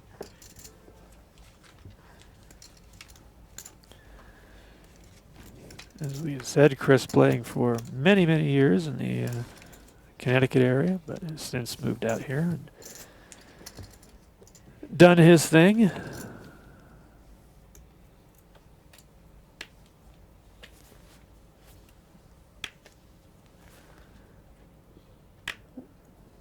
He will hit the $250,000 mark in career tournament earnings with third. Third place is the match number for a lot of people here today. Seems to be it. As far as individual milestones.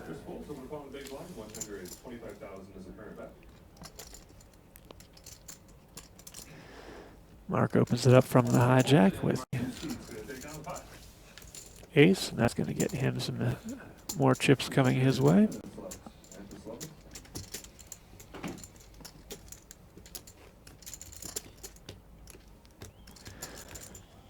Counting down towards the end of our first session here.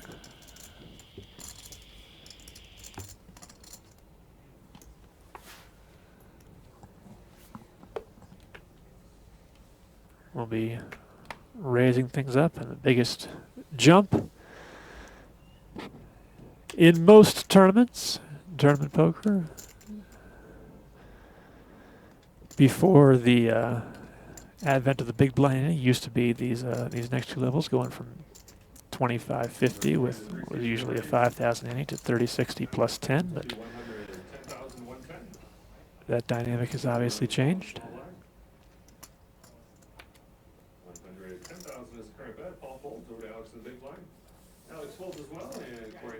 Another raise and take it here, this time from Cory.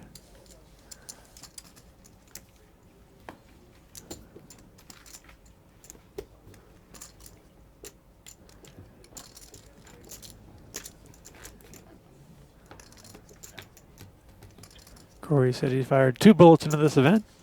That's not so bad. His all of his ROI numbers will be cut in half, but I think he'd still take the 5,000% that he'd get with a with the first place payday. I wouldn't be upset with it.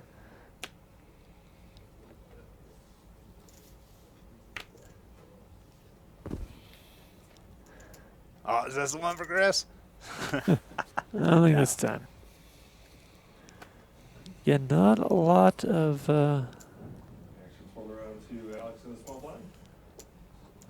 not a lot of crazy goings on here throughout the course of this final table so far. There's a triple of the big blind here on the option, and I would imagine that Alex with his ace probably will see 3 more cards, and he does.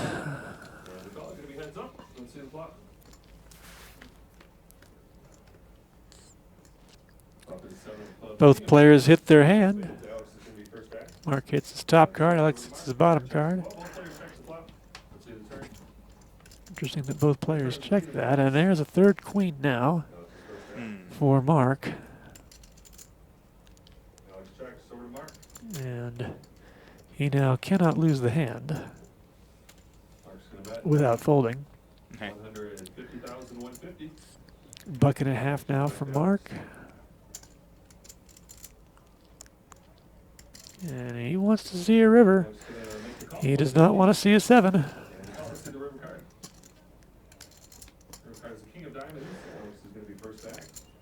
And Mark improves further to a full house, but that's the right full house as far as Alex is concerned.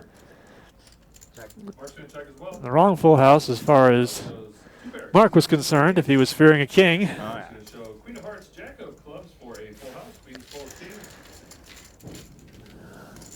Mark Morris, our Never be too careful. Michigander. Michigander. You got off the sheet. We had a pretty big diversity here as far as many of our events. Final tables usually may get 2 states represented, maybe 3 if you're in sort of a triangle type environment. But we've got players from Minnesota and Michigan and Colorado and Nevada and Washington and Missouri and New Jersey and California.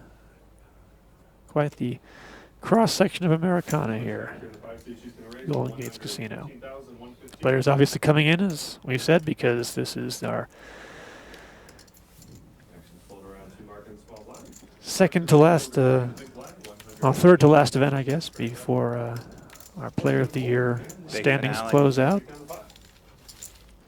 Raise and take it there from Wendy, who is a couple more hands, maybe. one of those players involved, obviously, since with her finish here today. Move up the point standings. Might see her in Daytona or Chicago, depending on how things finish out here.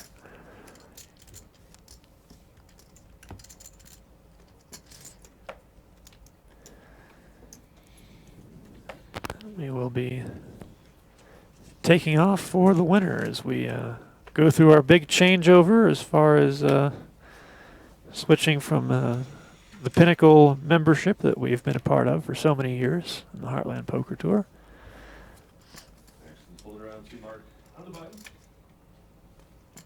And a lot of events are going to be in similar locations but different venues for 2019, and we'll keep you obviously posted with all that information on hptpoker.com.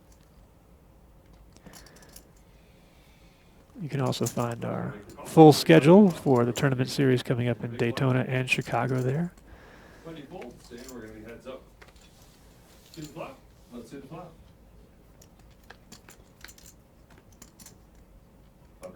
It's always right in the window, isn't it? It's always good when you can see that ace right in the window there. Although Mark being coy again and checking.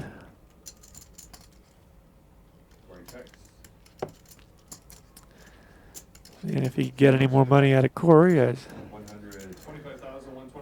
seriously doubt it, though, given the fact that Cory has bupkis as the term.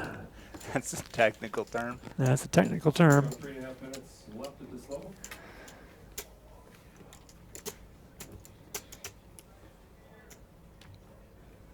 I have a funny feeling that Mark and Cory are going to be around here for a while.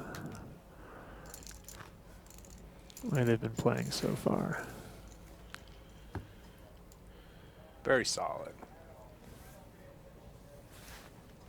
Two guys who were actually kind of on the lower end of the totem pole, as it were, when you were looking at career caches for a lot of final table participants here today. But, solid players who have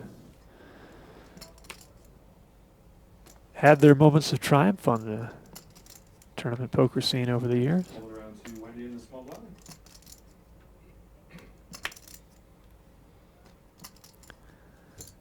Wendy getting a little frisky there with the queen 3, but nothing there for Chris. I don't think Wendy had gotten her raise completely out of her hand there before Chris's cards went into the muck.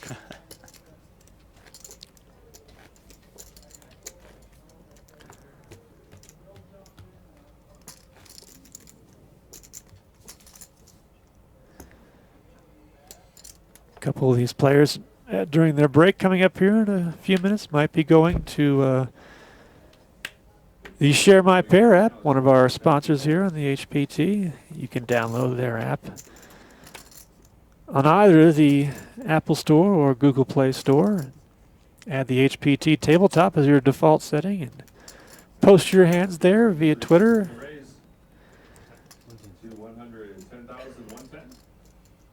Share your hands with the world, your triumphs, your bad beats, your suckouts, all the good, all the bad that comes with this crazy, stupid game of poker that we all know and love. Could be a pretty active hand here, though, before we head to that break, as Cory's opened with pocket sevens from the cutoff. Wendy connecting cards on the button, decides to make a call, and now Paul is going to say, okay, folks, let's see who's got what. He shoves from the big blind with ace-queen offsuit, and Cory is asking for a count.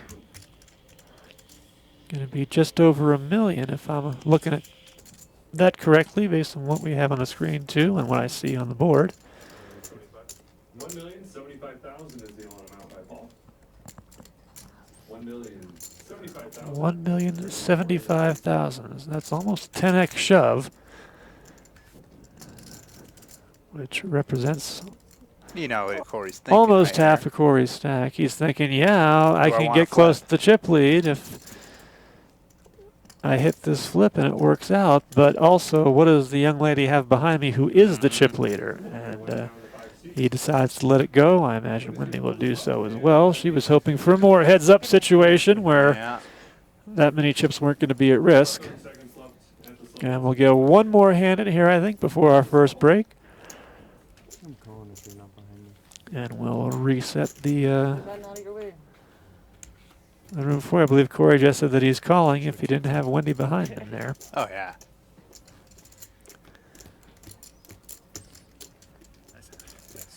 Probably save me money. Probably. 25,000, 50,000 with a 50,000 big blind Annie. This will be the last hand. At this level.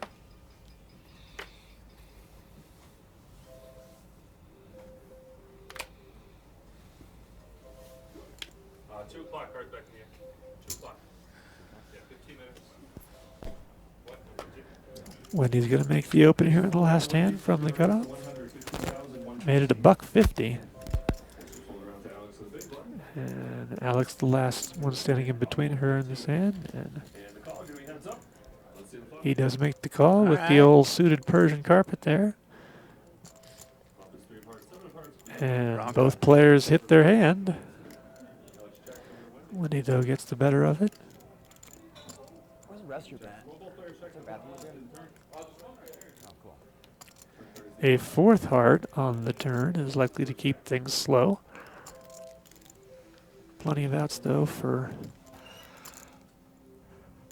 That's a lot of outs. Alex still, though most of those are chop Yeah. outs, obviously. And oh goodness, there's the jackpot card for Alex. See if he can get any money out of here. I don't know if the 4 flush will deter that, and it's going to be a check from Alex, and both Can you players bet will check. And under the minimum there? yeah, Wendy will. Yeah, and Wendy gives him a dirty look as he flips over that 7 there on the end, and that'll be the last hand before we head to break here. Alex Greenblatt picking up that pot and cementing his status as the number 2 man on the totem pole here in chips.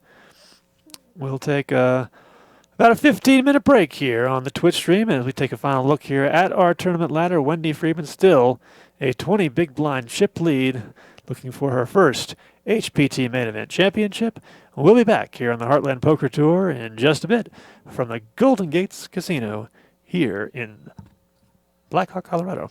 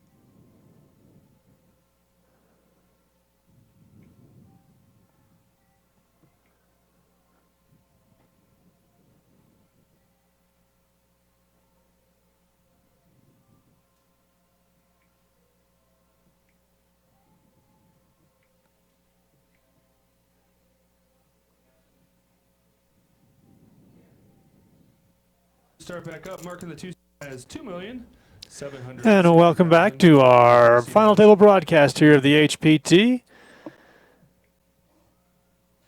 From Blackhawk, Colorado, this is the Golden Gates Casino and our $1,650 main event final table that saw 496 players pony up the money to participate in this event. We paid the top 54 spots. Start here in just a second. And we are down to our final 6 players. You see the chip counts there on the screen, such as they are, imprecise in the sense that we only have enough for like 2 numbers there on the million column. But to give you the exact numbers, Wendy Freeman is our chip leader. 4,160,000 is her total. Alex Greenblatt, 3,150,000. Mark Morris, 2,760,000.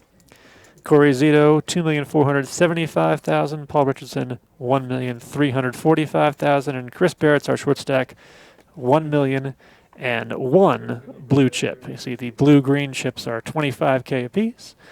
The red chips, we got a few of them off. We still have a few of them on, obviously. We still need them for, especially for this level, 30,000, 60,000 blinds. Red chips are 5K. The white chips are the ones you want. Those are the 100Ks. And you see Mr. Greenblatt there in the 9th seat with a chunk of them, and Wendy Freeman, our chip leader, also has a full barrel plus now, actually, after her color up that we did there during the last break. Paul Richardson, who's one of our players here and kind of heading towards danger zone turn. Not quite in the red zone yet, but closing in on it. Paul's only got 22 big blinds left. Chris Barrett's our short stack with 17. Big blinds, but this will be Paul and Mark Morris going heads up in a classic race. Pocket deuces against King Jack offsuit.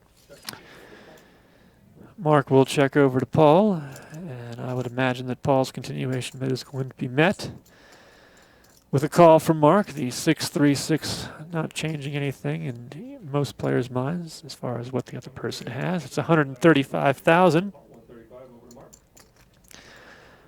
On the C bet from Paul, and there is Mark's call, and we'll head to the turn here. All of Mark's outs, or Paul's outs, I should say, though, are active. That's not one of them. 5 of spades. Mark was trying to rearrange his chips and almost dumped them all into the middle there. That would have been an interesting ruling.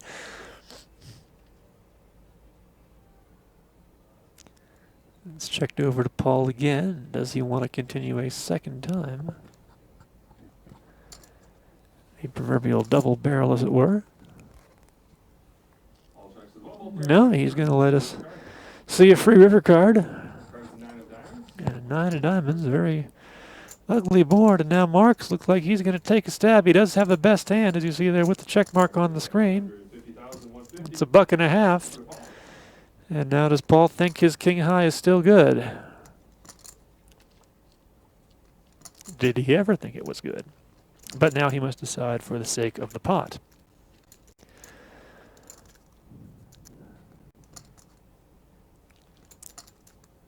Found out during the break that Paul's a very tall fellow. They pass each other in the hall, and I want to say he's about 6'6".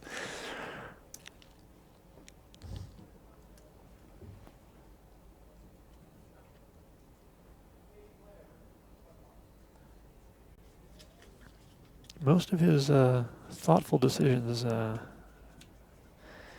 we've had here in this final table thus far have been resulting in folds. We'll see if that holds true again from the man who hails from Manchester, England.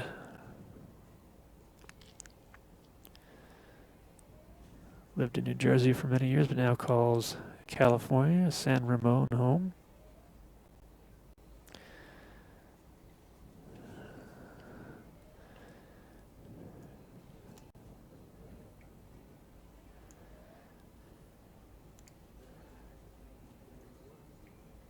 Cheers on the Sky Blues of Manchester City.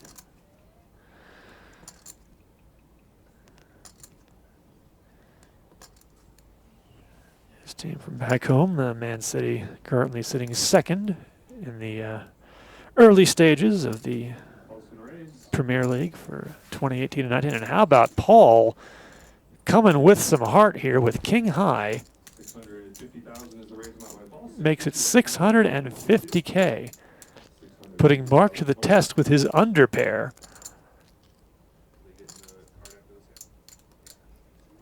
And does the story make sense now to Mark?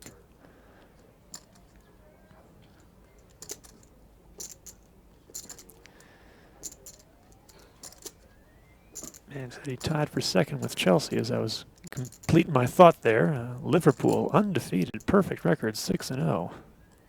Standing on top of the standings though, but obviously plenty of games still left. They're about 3 weeks into the EPL season over there. And look at Mark counting out potential calling chips here. What a hand this has turned into. We're playing some poker here, folks.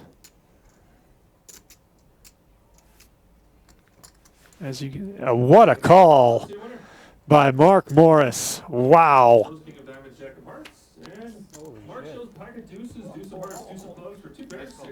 Strong stuff. Both players receiving compliments there for their bet, for the raise there on the end and the call. Mark able to sniff out the bluff. And he moves into second place now on our chip ladder. There you see it on the screen, 62 big blinds. About a $500,000 shy of Wendy Freeman. And Paul Richardson becomes our new short stack, making that play. As you know, we'd been talking about that whole first series, hadn't seen anything too crazy, pretty standard play. Even the so-called bluffs were more semi-bluffs in the situations that they were in. And here comes Paul with a ton of heart there, bluffing with the king high on the end. And Mark is able to find the call. And what the heck's going on in the studio there? Sounds like a bunch of chairs fell over or something. We are 30, 60,000 as you see there with the blinds, and using the big blind ante once again here in this main event. Looks like it's going to stay, much to my own personal objections. Still don't like the idea of one player having to pay more than everybody else at the table to win an individual hand. But another argument for another day.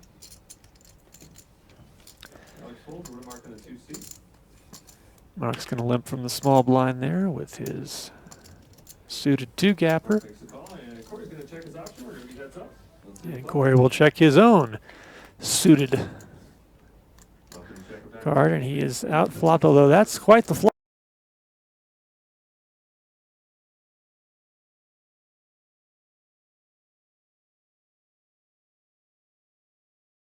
We'll see if it's going there. 60,000 bet from Mark, and Cory's going to let it go. Very disciplined fold there from Cory. I said that Mark and Cory were going to be hanging around a while here, and Cory certainly added to his resume here at this final table with picking off that bluff here in the last hand from Paul. And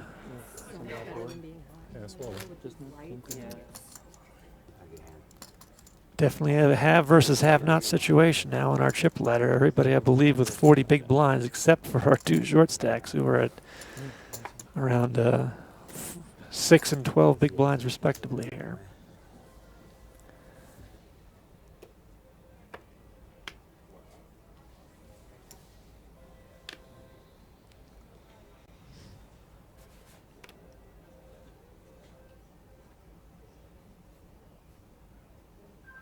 All in. And there's the move from Paul, all in.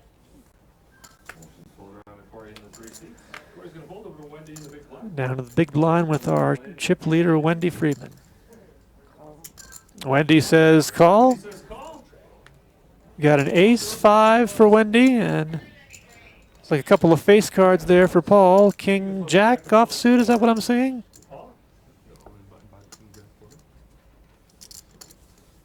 Paul is all in with King of Clubs, Jack of Clubs. Oh, no, they are suited. There you go. I thought it was King of Spades there, but it is King of Clubs, Jack of Clubs. So King Jack suited against Wendy's Ace-5 offsuit. A little 5-4 action there, as you see on your screen. And here comes the flop, and those are the wrong paint cards for Paul. Wendy the 5 doesn't really do a whole lot for her as far as maintaining her lead. A deuce of hearts on the turn means Paul is on the brink of finishing in 6th place here at this final table here in Black Hawk, Colorado. He needs a king or a jack on the end and gets it! King of diamonds. Our second moderate suck out here we've had at this final table. As you see the fist bump there from Chris, who was the other person who hit his card on the end. I think Chris had 5 outs on the end when he made his straight, and 410,000 will go over to Paul Richardson, who still is our short stack, but now has a little bit of breathing space. And we have a new chip leader at this final table. Is that although it only took about a 1/10 of her stack, it is enough to move Wendy down into 2nd place. And Mark Morris, on the strength of that huge bluff call, has now moved into the chip lead.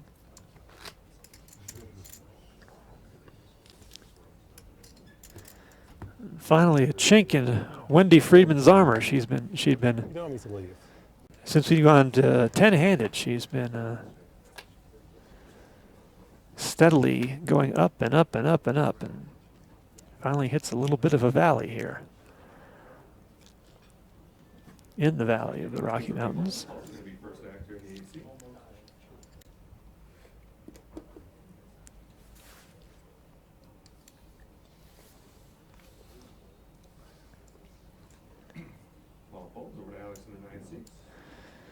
Alex Greenblatt going to make an entry into the pot here, 130,000.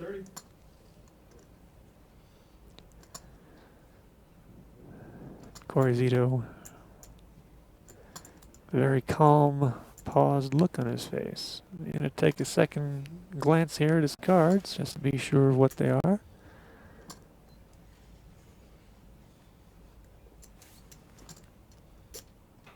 And he wants to proceed. Oh no, he wants to 3-bet. Excuse me. He will proceed for sure.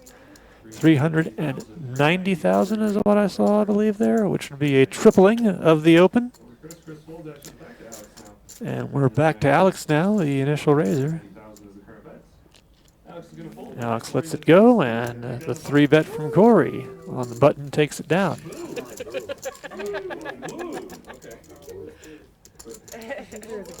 Yeah, that was a woo, not a boo there, Jeremy.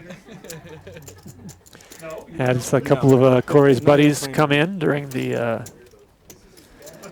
break. Wanted to say, hey, are these seats taken? And they weren't able to join the festivities here at this HPT final table, a historic final table for us here on the Heartland Poker Tour.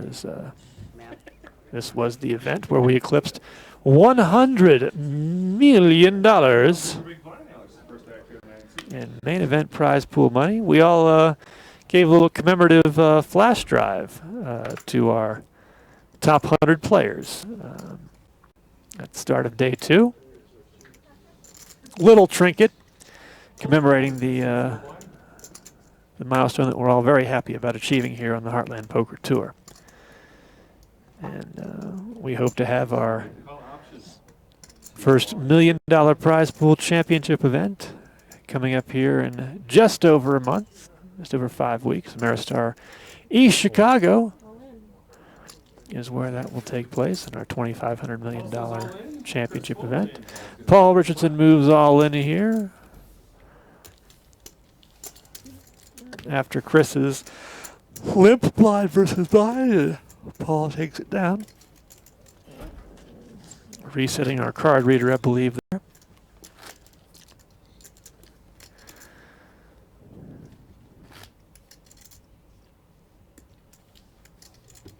And we still have a couple of milestones possible here for our players at this final table as well. Wendy Freeman.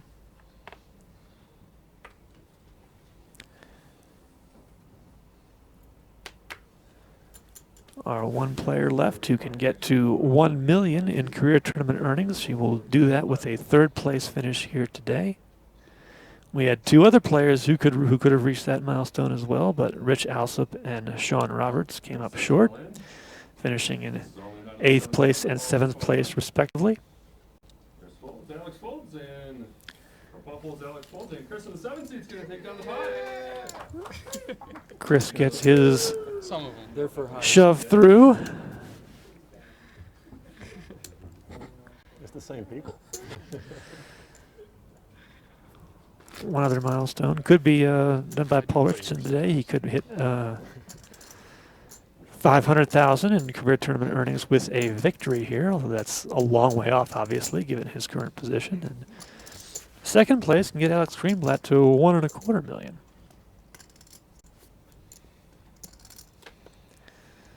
All these players looking at that first place prize, though, of $167,696. Paying out over $500,000 here today at this final table.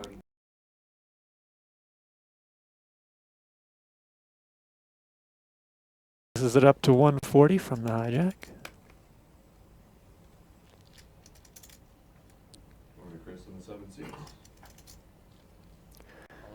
Chris moves all in from the cutoff for just about 1 million. Wendy is going to make the call after a quick double check of her pocket pair. Oh, 9s versus 8s. Bad news for Mr. Barrett. 50-50. He says 50-50. That's been his theme here throughout this final table day. As he says, you're either going to win or you're going to lose, right? But he is a 4-1 dog here. As he looks to avoid a 6th place finish at this final table. And that's not what he wanted to see. Now it's just the 2 outs of the 8s. There are no backdoor draws possible. Although, no, actually, although 7 will get the chop here, or the 8 to get it outright. It is neither, though. 10 of spades on the end, and Chris Barrett, who, for all intents and purposes, should have been out of here a couple of places ago. When he hit his wheel there on the end. So he ended up laddering up a couple of spots, adding another 50% or so to the payout that he would have had. He ends up walking away with $27,342 in career for his finish here today, and that puts him over $200K in career earnings. And it gives Wendy Freeman, though, the chip lead back here at this final table as we now go to 5-handed play. And this is also where we introduce our change for our ante. We hit 5 players. We go from a big blind ante to a small blind ante. In that, it is the amount of the small blind that gets anteed by the player in the big blind position. So it'll be 30-60 plus 30.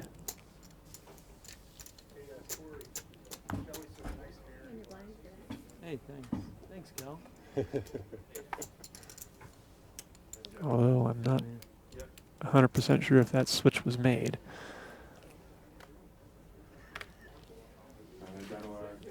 Final 5, 5th place is received just over 35,000, 4th just over 47,000. Actions folder out to Paul in the 8th seat.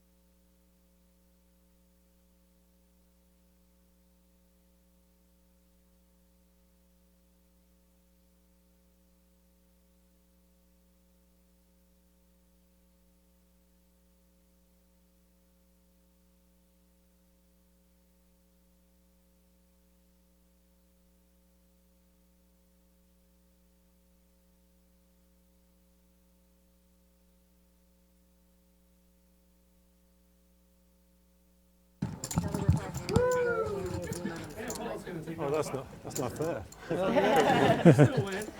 Rebate City. And we got the little rebate through as I double checked that with the bosses, and we got word to Jeremy there about the ante now being 30,000. So Cory got a little bit of a refund there as Paul got his all-in through on the flop.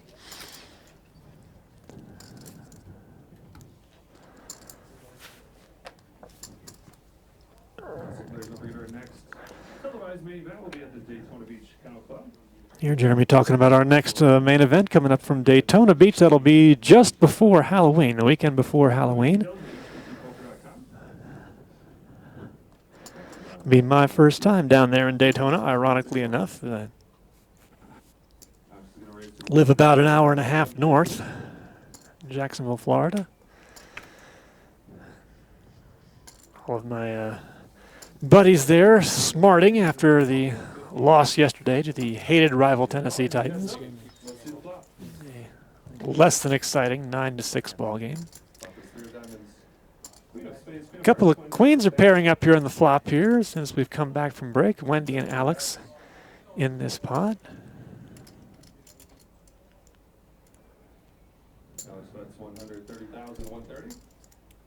Alex with the continuation bet to 130K. Wendy is going to see another card. 30,000 and the call. Let's see the turn card. Turn card is the 8 of clubs. Wendy's first back. Got a full rainbow now. Wendy checks over to Alex.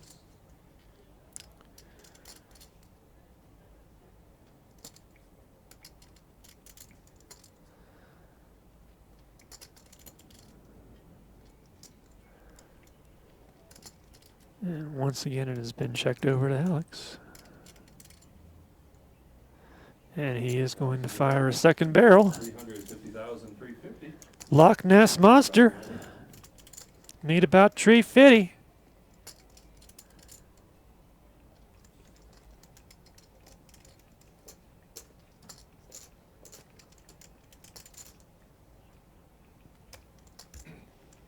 It's the best hand. Wendy's going to fold, and Alex is going to take down the pot. Wendy says she believes that the best hand. I wasn't folding turn. What? I wasn't folding turn. No, I thought too long. Which one? The 2-2. Oh, nice. While they bring the cart back. All right, you guys are good. I definitely have the best hand. There's like no chance I didn't. You couldn't fold it. That was such a bad fold. You had 4s. Not that good. Almost that good. Ace 3. No, not that good. Ace 9. No. Ace 7. No. Not that Back to the good. action. King Jack. No. Back to the action. No, I had a 3. 37 minutes. And there's like, you couldn't have anything better. You bluffed too much. I wouldn't bet 2 pairs. Did you just say something they bluff too much? What? Nothing. 30,000, 60,000 with a 30,000. Big blind Andy.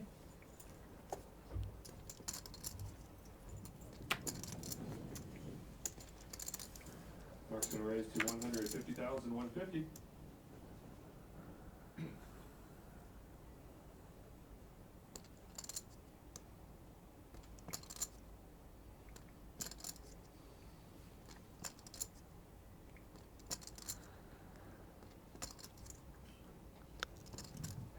Mark's open here for 150,000 from the cutoff, and Cory's giving them a 3-bet look. Cory's going to re-raise, full bet.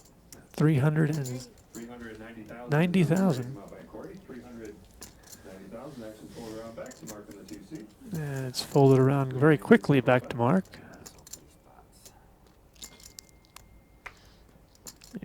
Once again is giving that wry smile when he's disappointed with his situation.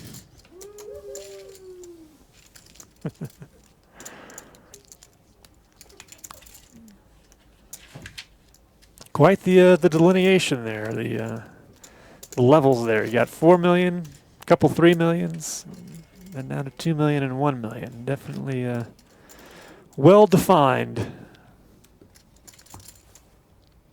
order of merit, as it were, on our chip ladder presently.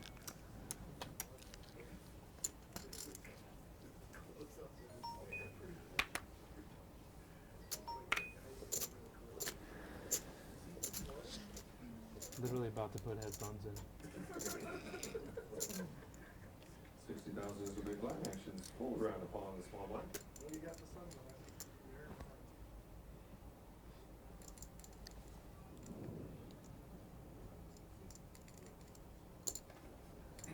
Paul's going to make the call. Option. Paul's going to limp in here from the small blind this hand.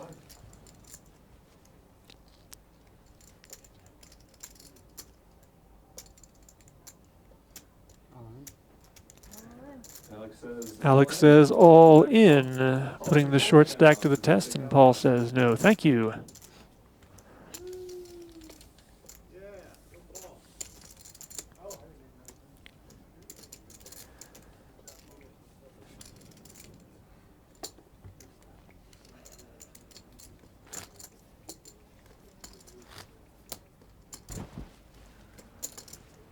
Too much in there.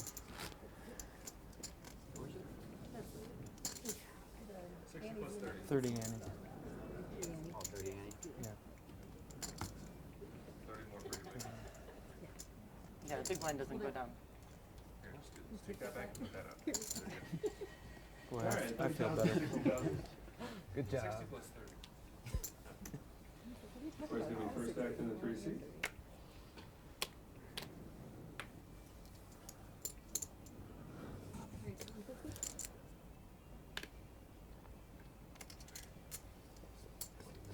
$150,000 is raised by Wendy. Blind, the Annie is now the same as a small blind. Wendy's opened this one for 150, and now Paul, as we said, short stacked, thinking about things, but does not decide to make the move, and everyone else quickly folds. Fold as well, and Wendy's going to take down the pot. What's the matter? Yeah, Yeah, that's not. Wait, you keep that. No. You keep it. All right. So when you push your big blind, you do Trying to give you guys a big blind and a small Appreciate that. blind instead of 2 big blinds. Okay. Got it. And I had already pulled in so that might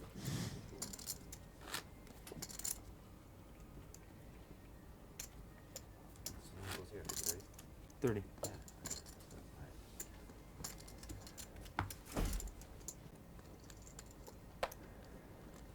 We started this event with 496 players in our 4 flights. We are down now to our final 5. All players guaranteed $35,362. 60,000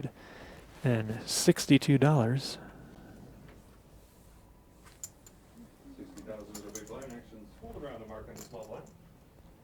You still have my ID, right? Mark's going to raise. Could I have it? Oh, Fold that 160,000, and the 160. payout. Mark has raised it on the Big blind. Corey's going to fold. from the small blind to 160K, and is going to take Cory's big blind down, as well as the ante.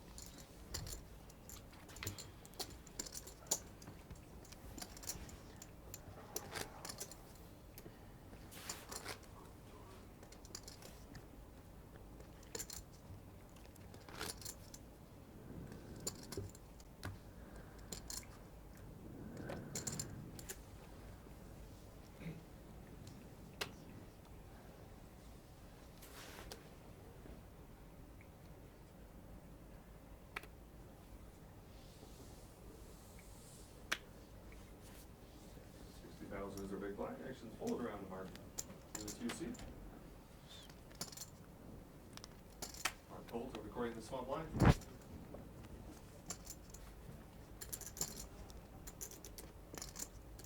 Cory folds, and Wendy's going to get a walk. As our first walk of the final table here goes to Wendy Freeman, 5-handed.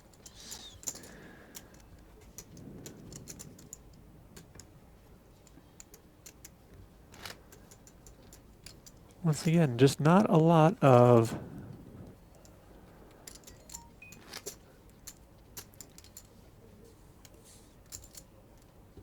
Wild and outlandish play here. Particularly pre-flop. So many experienced players at this final table.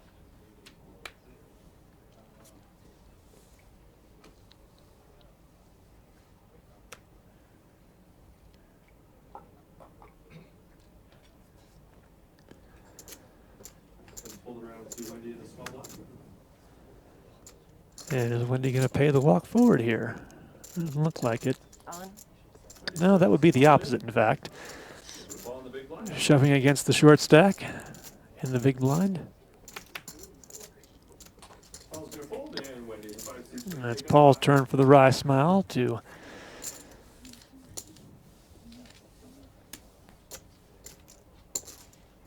Wendy as he releases his holdings.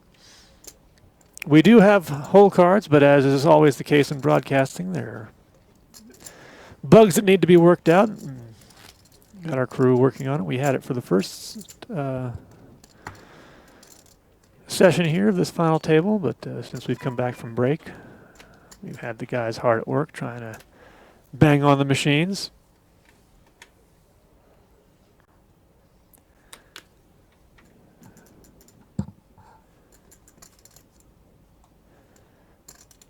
Try and get that up for you, obviously, as soon as we can. It's a big part of the final table experience. For those of you watching on Twitch, we thank you for tuning in to the live stream. All hail to Moobot. Cory gets his raise and take through here.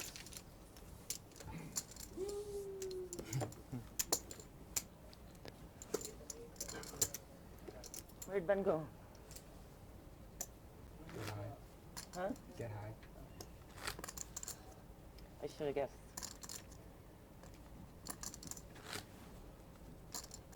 Yes, we are in Colorado. That is a legal option here. Although not allowed, I noticed, in the casinos. They have a whole little row here, and a few that I've walked through.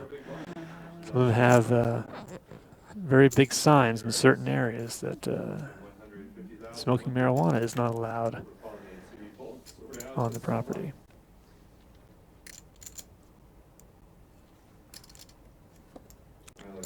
Alex is going to defend his small blind here against Wendy's raise. These two have tangled a few hands here in the last half hour of play. And a 7-5 deuce flopped. Rainbow is probably going to get a C-bet here from Wendy, and then we'll see if Alex wants to stick around. No, she's going to check it as well. Okay. 3 of spades on the turn. Full rainbow, Omaha 8 board.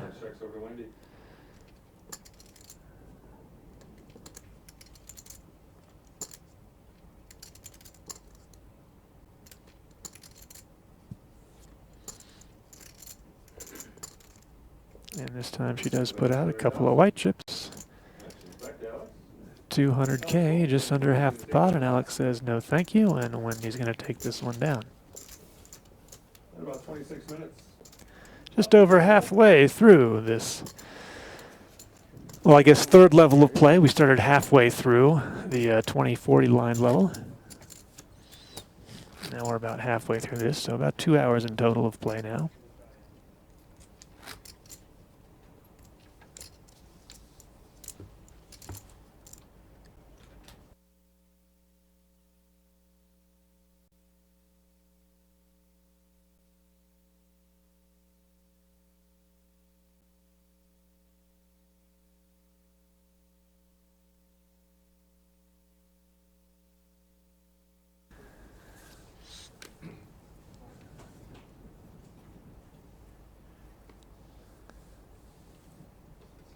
There's a big blind actions fold round.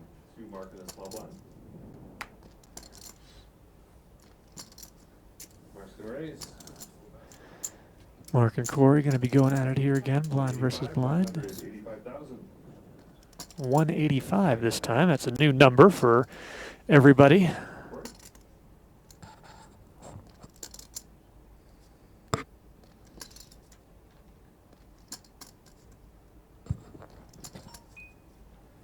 Cory says no, thank you. And Mark's going to take down the pot.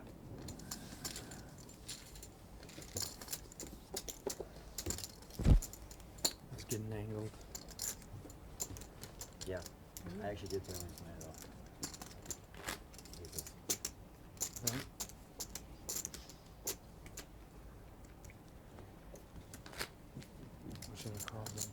Wendy's chip lead now almost 1.25 million, I think, if I've got my numbers right here. We do a little bit of rounding there on the screen, as you see. And Paul still short stack, but still not hanging by his fingernails. He would like a little bit of stronger grip on the cliff, though. We got a button raise here from Mark. 135,000. Hold it around, and Mark's going to take down the pot. About 24 minutes left at this level. Started with 496 players down to our final 5. You guys okay with like an even chop at this point? Paul asking for an even chop there from his short stack, which is, as you see, I know, I'm joking. a third Like, of anybody else's chip stack at the best. Oh, really? Oh yeah. Serious business. But obviously, chops aren't allowed at the main events because we've got the Player of the Year point standings, and we've only got 2 more events left before that race is closed out. Our Daytona event and then our East Chicago Championship event, and what a race it is! We've got 3 players within 3 points of each other right now at the top. Osama Stefanos, who was here in Blackhawk, and I believe just fell short of cashing in the main event here. And Aaron Johnson in second, Jake Baumgartner in third, and he min cashed here, finishing 53rd. We paid up 54 spots, but we think that might have moved him up a couple of tenths of a point as far as the deficit goes. So I imagine we'll see a lot of these same players in Daytona here in a few weeks' time, and of course in Chicago when the points count even more with our multipliers with the $2,500 main event buy-in. Actions fold around to Wendy on the button. 60,000 is our big blind. Wendy's going to raise to 100. He makes it $1.50. Over to Paul on the small blind. Paul folds over to Alex on the big blind. And And make the call when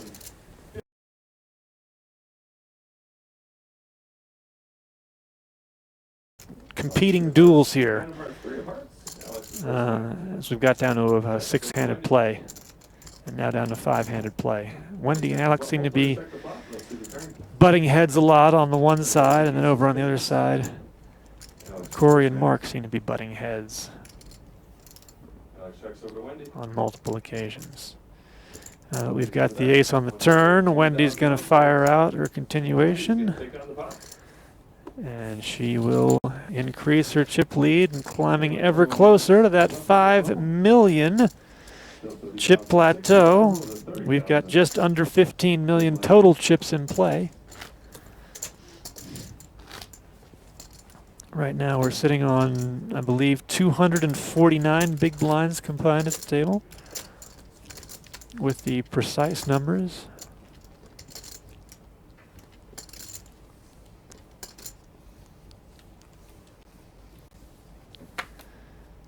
Let's see, get through all the rounding there. There's a throwback, a Reagan Bush sweatshirt in the crowd. 84. Oh.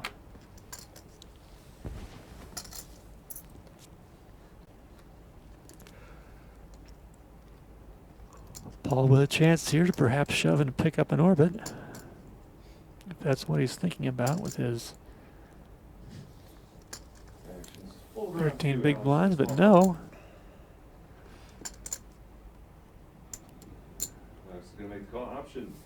So Mark in the big blind. He's going to check his option. And we're going to be heads up to the flop. Let's see the flop. So we're going to have a limped pot. Flop is 6 of diamonds, 10 of clubs, king of diamonds. Alex's first act.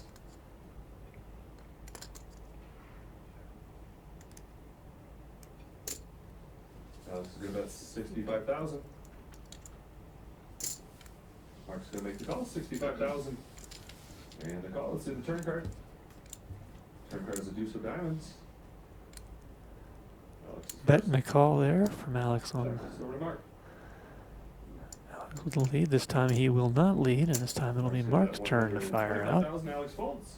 And Alex lets it go. He's going to take down the pot. Shows pocket jacks.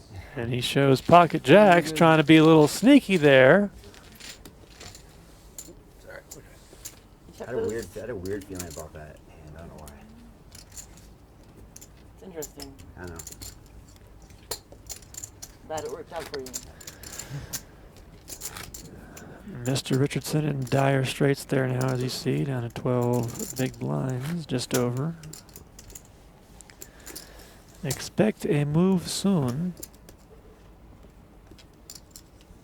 All of our final table players got a little some little swag from our folks at Razor Clothing. New take there on today's poker apparel. High quality printing and HPT. The HPT code at checkout will get you 10% off your order. Every time I try and do a little promo here that I've been given, someone moves all in. It's amazing how it's been working here so far. They're looking for a count as well. I believe it's 730K. 97.90.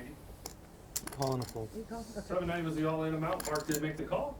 Mark did make the call here. Corey has let it go, and we'll see the cards in the back. Pocket fours for Mr. Richardson.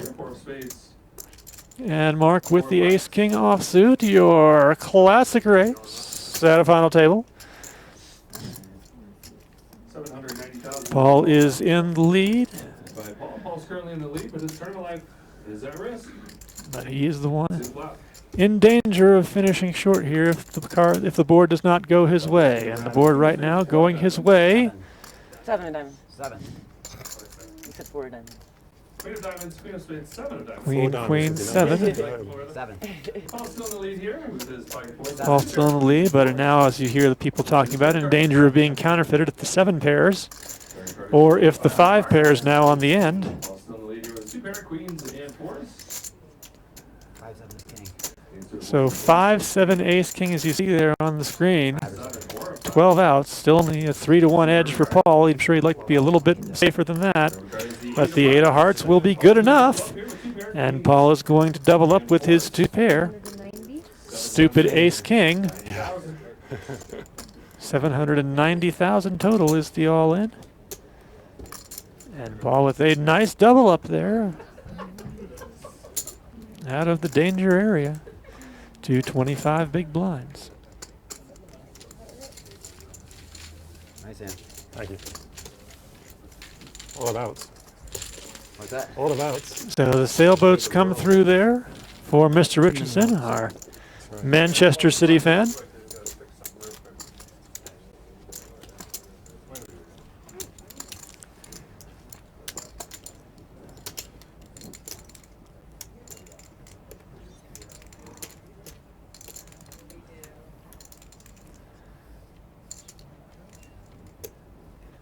And he can breathe a little bit as final table play continues here.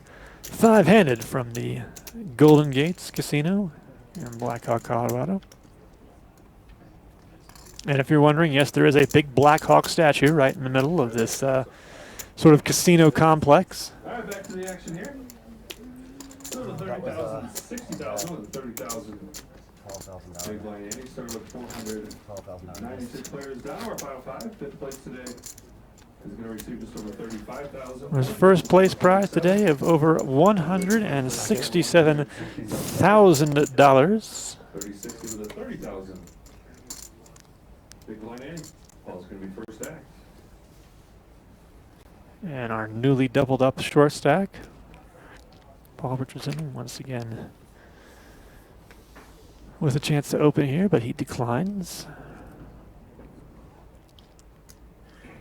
Alex Greenblatt, who slipped up a little bit. He was over 3 million when this series resumed. He's lost a couple of small pots here. And he'll have his open of $1.50 called by Mark here.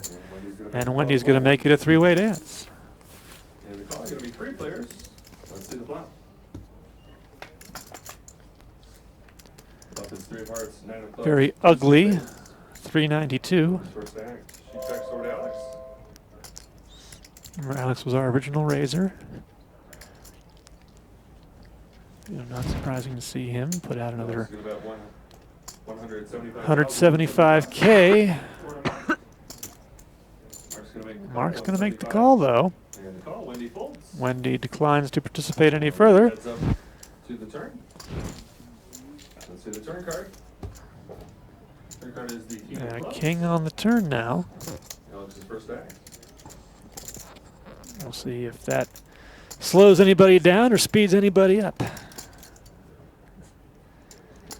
We had the,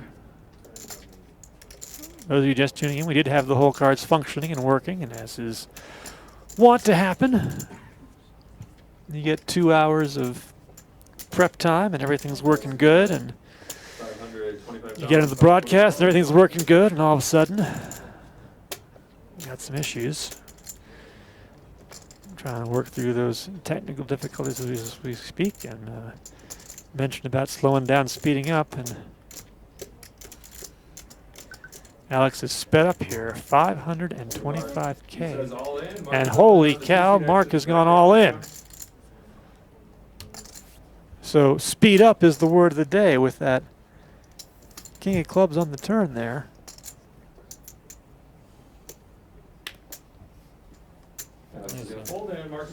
Alex says no thank you, and Morris is going to move into second place on the chip ladder.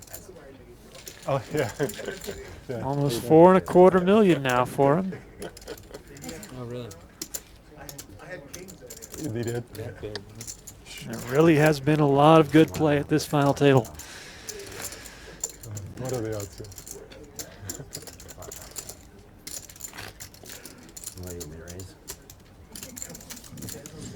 Really hasn't been a whole lot to criticize. Even the bluffs have been well-founded, and many of them with potential to pay strong dividends if they got through or did get through in the end. Now Mark in the 2 seat is going to raise to 150,150. Mark putting those newly won chips to use. Didn't have them all counted up yet, and he threw 150 of them back out. Fold around 2 paw in the big blind. 150,000 is the current bet. Paul's going to fold, and Mark in the 2 seat is going to take down the pot. Mark with another 120K there to his stack. Oh, man. Closing in on Wendy Freeman's chip lead. Oh, I should have just called when you fire the river. You should have called. Well, no, you were ahead. Yeah. You wanted me to call. What would be the first thing you call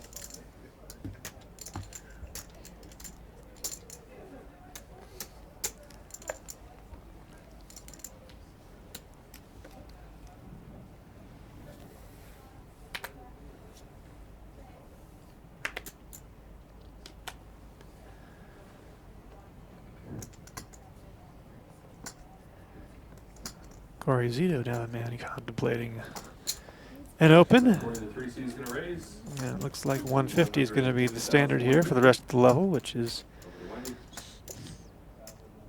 coming up on its conclusion here. I believe we have under 10 minutes left to go. Wendy is going to stick around and is going to enhance the situation.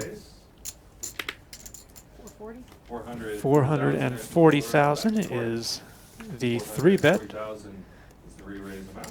And Cory is going to recheck his cards there and see what exactly he wants to do.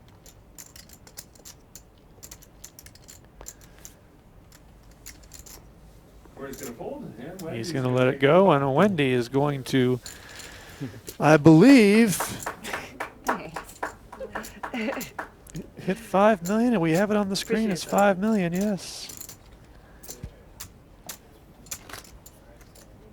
So we've got 2, 4. I'm looking at those chips there. 4.2, 4.5. It's we do have to do a little bit of rounding there, so she might be a couple thousand off, a couple chips off.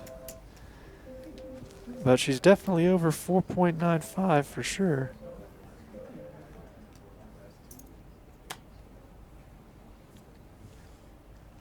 And for those of you who are just tuning in or aren't familiar with the tournament poker scene, you should not be surprised by Wendy performing well. This is not a player to be trifled with. 143 career tournament cashes in just 6 years. And a third place finish here today will move her over $1 million in career tournament earnings, and she looks to be well on the way to getting that for sure. And could be well on the way to even bigger and better things at this final table. Alex and Cory this time. Butting heads. Haven't seen these two match up a whole lot yet today.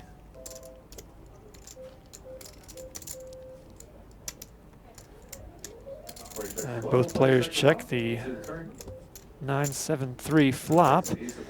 Ace of hearts on the turn. We'll see how that magnifies the situation.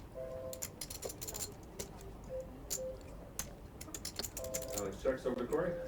Another check.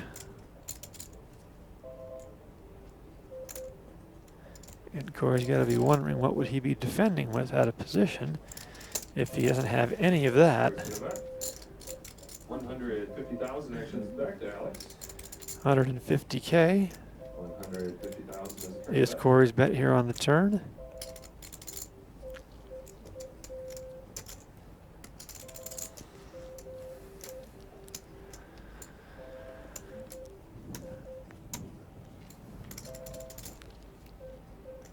Alex giving some chips. And he does make the call. And the call is to the river card. River card is the 9 of diamonds. Board pairs, flush hits.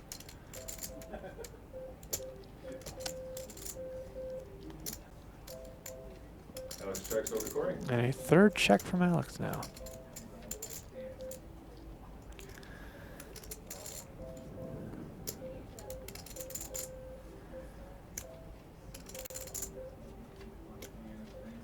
Are we looking for showdown value here? Are we looking for max value? What are we doing here? Well, we're looking at grabbing some chips is what we're doing. 300 and 90,000. 390. Action back to Alex. More than half the pot.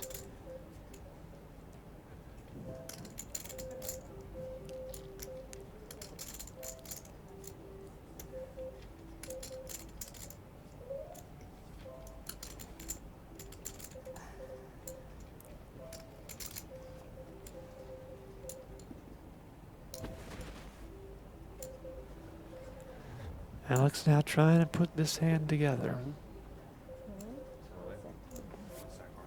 That's putting it together. He moves all in. How much is this? And Cory's asked for a count. Oh my goodness. At the start of this hand, about $500,000 in chip rate of these two players. And it is going to be quite the move in one way or another for somebody. 1,510,000 is the all-in, which I believe is enough to put Cory all in here. 1.510. Matter of fact, I'm sure of it. And forgive me, I wasn't looking at the graphics there. I was looking just at the chip stacks on the screen. But Alex has put Cory to the test here. If Cory calls and is wrong, he will be our 5th place finisher. If he calls and he is right,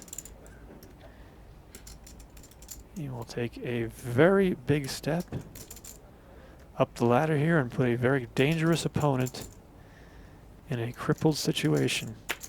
Boy, I would love to see these hands.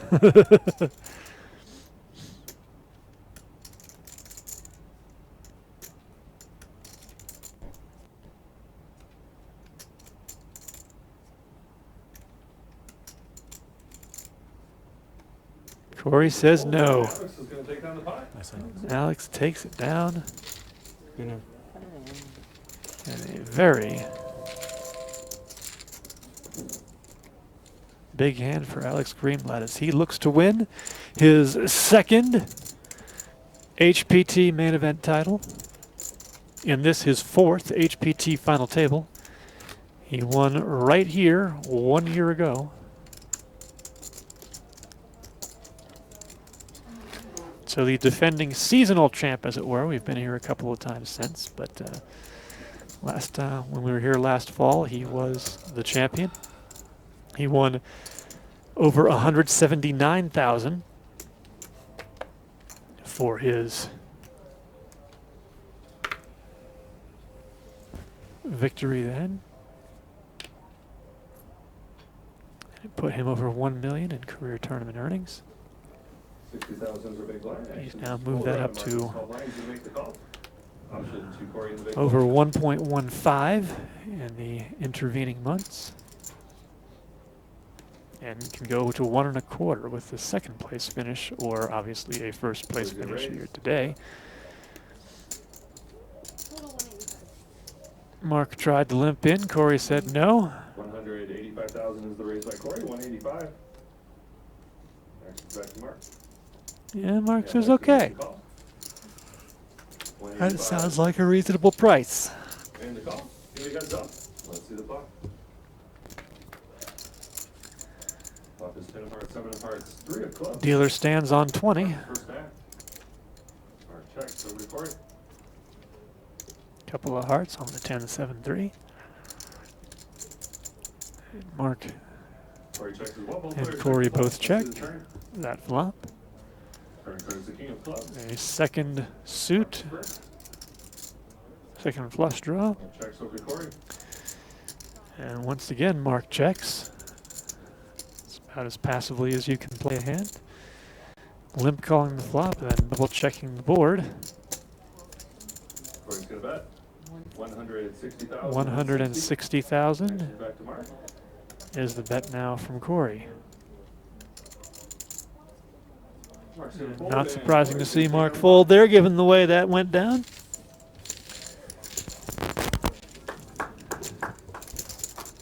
And Cory gets a little bit of a bounce back. He had lost about a little over $500,000 2 waters, in this level.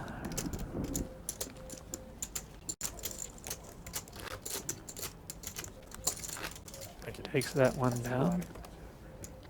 Yeah, zoom in there on the sunglasses. We encourage you to go to spadesunshades.com.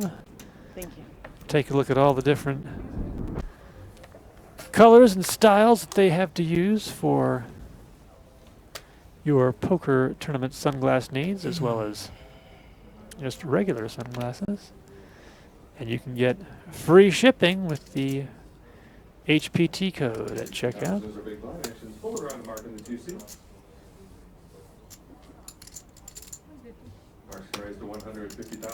Button raise for Mark here to 150K. You see he's cracked 4 million in chips now for the first time. Although he just went back under that mark by putting the 150 in the pot. And once again, he and Cory will tangle as Mr. Zito defends his small blind. A lot of ugly boards here. Last 20 minutes or so. Can't blame Cory for checking. Can't blame Mark for betting. Mark's gonna bet. 150,000. Another $1.50. Cory doesn't look too pleased with his situation here. Although if he spread his cards back out, maybe he's going to see one more.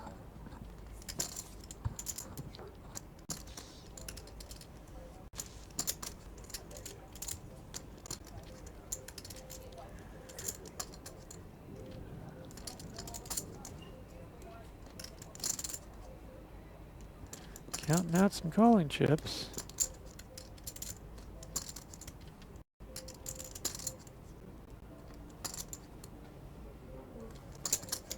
Oh, makes up some raising chips as he grabbed a couple extra white chips.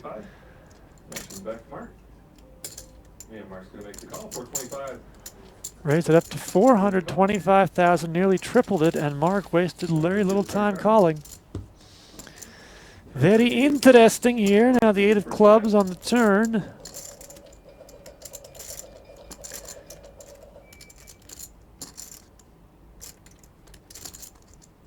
Cory checks over to Mark. And Cory checks again. Come on. And Mark says all in. Wow. All in. Undeterred, Mr. Morris.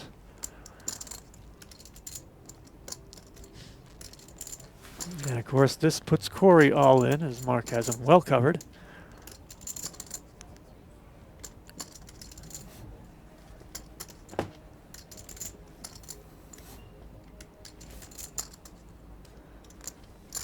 Cory says no thank you, and a very impressive hand there by Mark. It's been an impressive session for him here. Since we've come back from break, of course, he had that big hand right at the start of this session when he picked off Paul Richardson's attempted bluff with king high.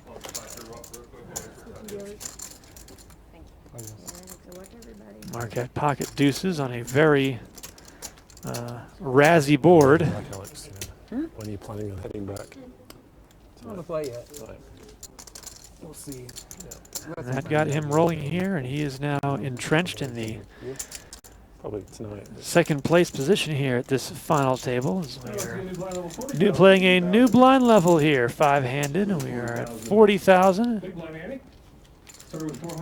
and 80,000 for the blinds, with our 5-handed big blind ante being the amount of the small blinds the big blind will pay. 40,000 additional. There's a small one. And a big jump here as far as the table goes, as that is taken about 25% of the big blinds off the table. We were hovering right around 250. At the previous level, we are now down to around 185. Big blind. And Paul, our short stack, although I believe that Cory may have moved into that short stack position with his loss of the previous hand.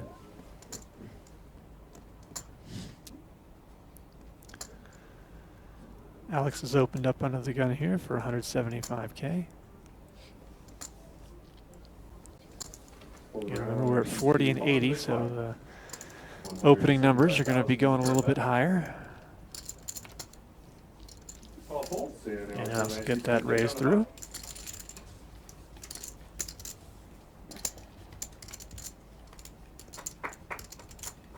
Once again, this is a milestone tournament for us here in the Heartland Poker Tour. Very excited about it.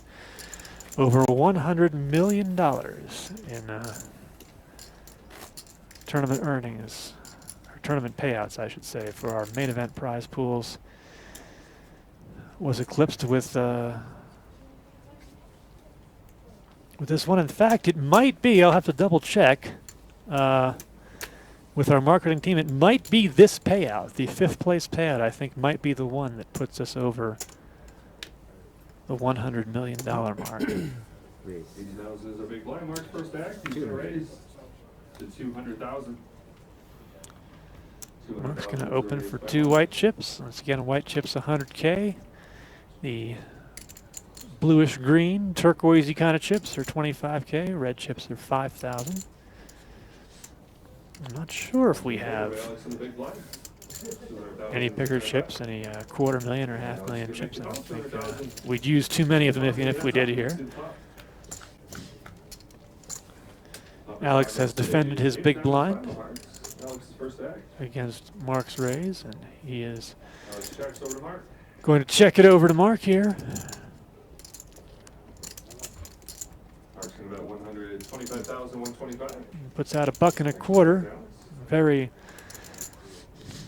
juicy continuation possibility here, and Alex is going to stick around. Turn card. Turn card is the King of Hearts. Alex's first down. We'll see what a Broadway card does to the equation. Alex checks over to Mark. Alex checks again. And Mark looks like he wants to put more chips in, although not too much more. That 200? Mark's going to bet. 175. 175 is the wager. 175,000 is the bet. Alex folds and Mark. Alex says, nope, that's good enough. Pocket aces, ace of diamonds. Oh, goodness. Ace of clubs. Pocket aces there for Mr. Morris. He's had those a couple of times here at the Donald table. What's that? 125 on the flop? Owns a manufacturing company back in Spring Lake, Michigan. I hope you raise me. Not that good. It's been a while for Mark to return to the winner's circle here. He did win a circuit ring. That was back in 2013. He's kind of sporadic with his tournament play. He'll play for a little bit and then go back and do real work for a while.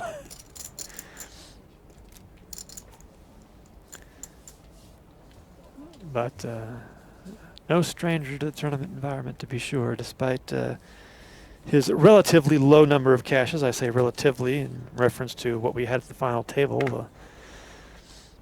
We had players, several players with over 50.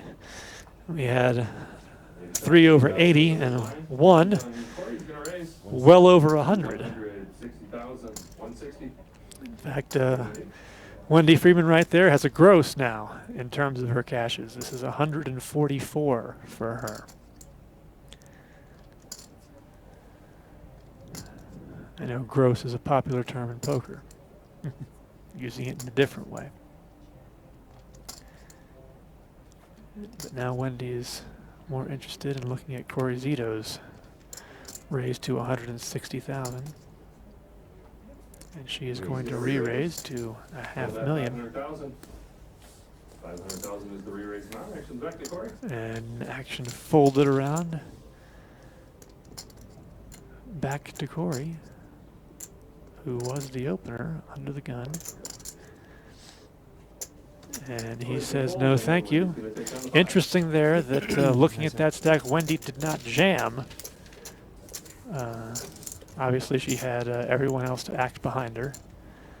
And that could have also been enticing other players to come in, as opposed to just playing big stack poker, which she has done a few times here at this final table. She is now well over the 5 million chip mark. We have just under 15 million chips in play. So she's got about a third of them. Over a third of them now, in fact. And closer to about 36%.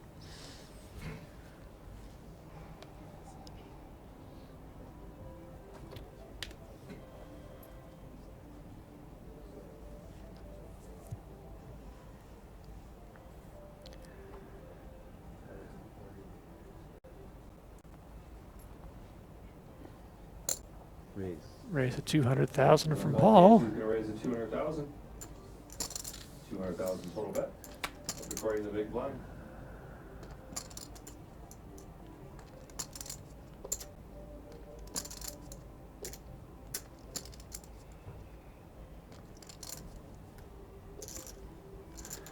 Looks like Cory's thinking about something, either defending or re-raising here. Whether that would be a shove or not. Also in the equation. And there it is. Re-raise all in. A count, please. Paul has asked for a count. He'll have to put in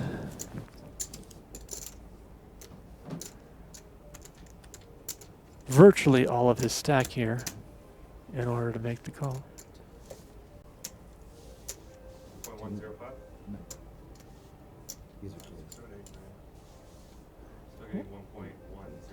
1,105,000 on the all-in. Are those the stacks of fives on the right? No. Or make the stacks of five any short? No.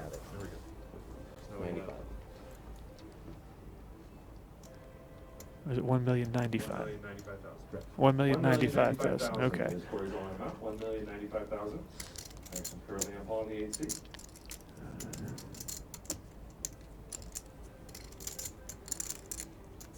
Paul already put in 200K, so he's only got about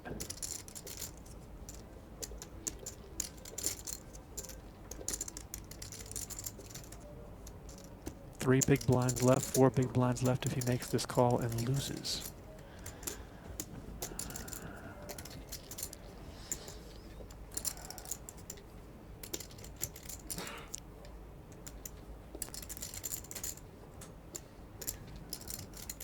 Don't think he likes it. But sometimes you can not like it and still be ahead.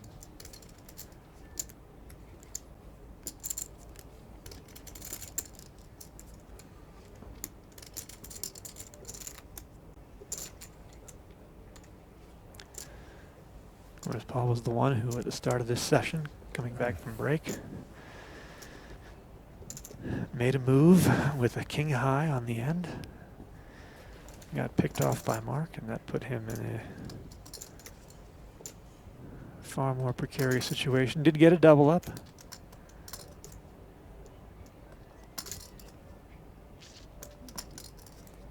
But has not really been trending in the best of directions here in the last 75 minutes or so. And he is really thinking about this one. What are you looking at?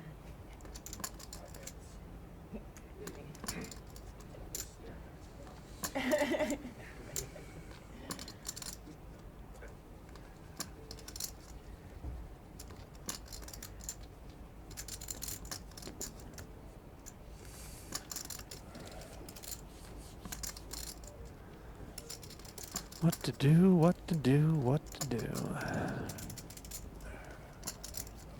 Looks like he almost folded there. But he just can't bring himself to do it yet.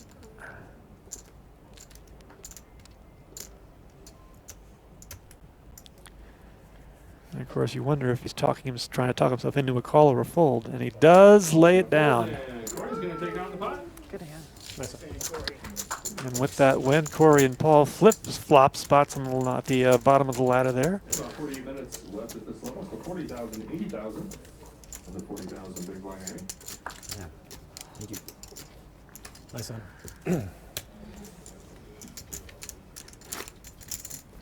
Should have called, but. It's a lot easier when you're the one doing the fishing, huh? Yeah. You like jacks or something? Small. King, queen. Paul claims king, queen there. It is a tough call with king, queen when it's that much of your stack. You're behind a lot of hands. Jack's a call. Jack's a call. Raise 175. Mark's bumped it up to 175K on the butt. And Wendy will proceed. Wendy's going to make the call. With the hand. It is very cold in the tournament room. I went in there during the break, and it's about a good 15-degree temperature difference, so you can understand Wendy being all bundled up there. 4-4-3 flop doesn't excite anybody. We'll see what the Queen of Hearts does on the turn. Wendy looked down at her chips and put out 2 white ones. 200K. Mark with the wry grin of disappointment. And Wendy Freeman is back in the winner's circle for this hand.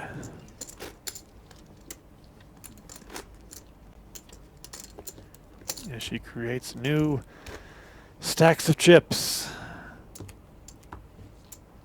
Over 5.25 million, almost 5.5 million now.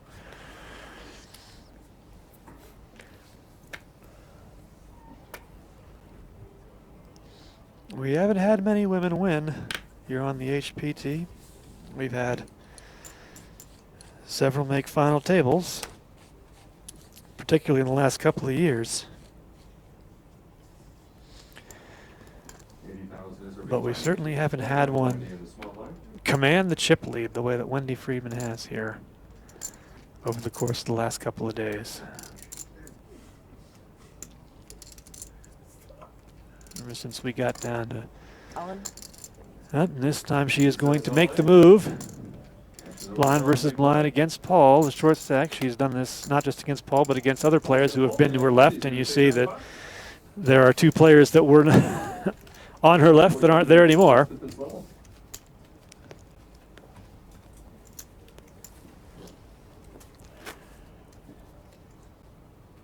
Trying to get our graphic system back booted up and correct and functional. Still thank you all for tuning in here on our Twitch stream on the Heartland Poker Tour.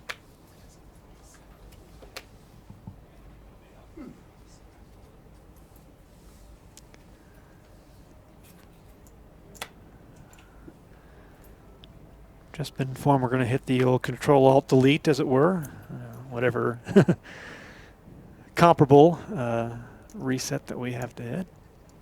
We should have those back up for you. I know our folks watching on our Twitch stream have been asking about that in the comments.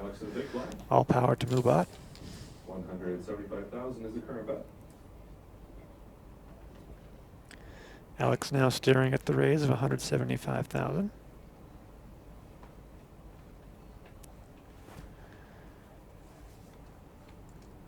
And he is going to continue. 175. And the call going to be heads up. Let's see the flop. Alex will be first to act on this all diamond flop. Queen, 3, 2. And once again he checks out of, he's been doing a lot of checking out of position when he's defended in that way, but Cory decides to check behind as well. And a fourth diamond. And a straight possibility. Alex checks over to Cory.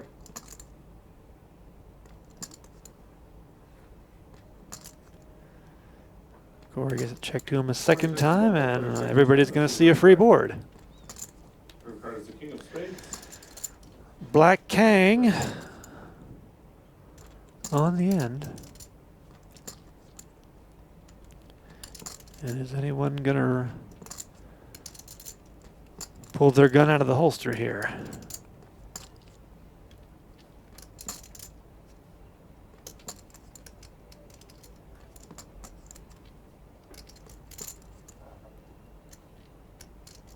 Yes, Alex is going to bet 150K.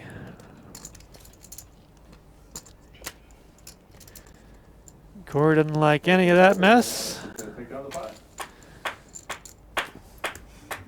And the sound of one hand clapping for Alex's triumph there in that hand.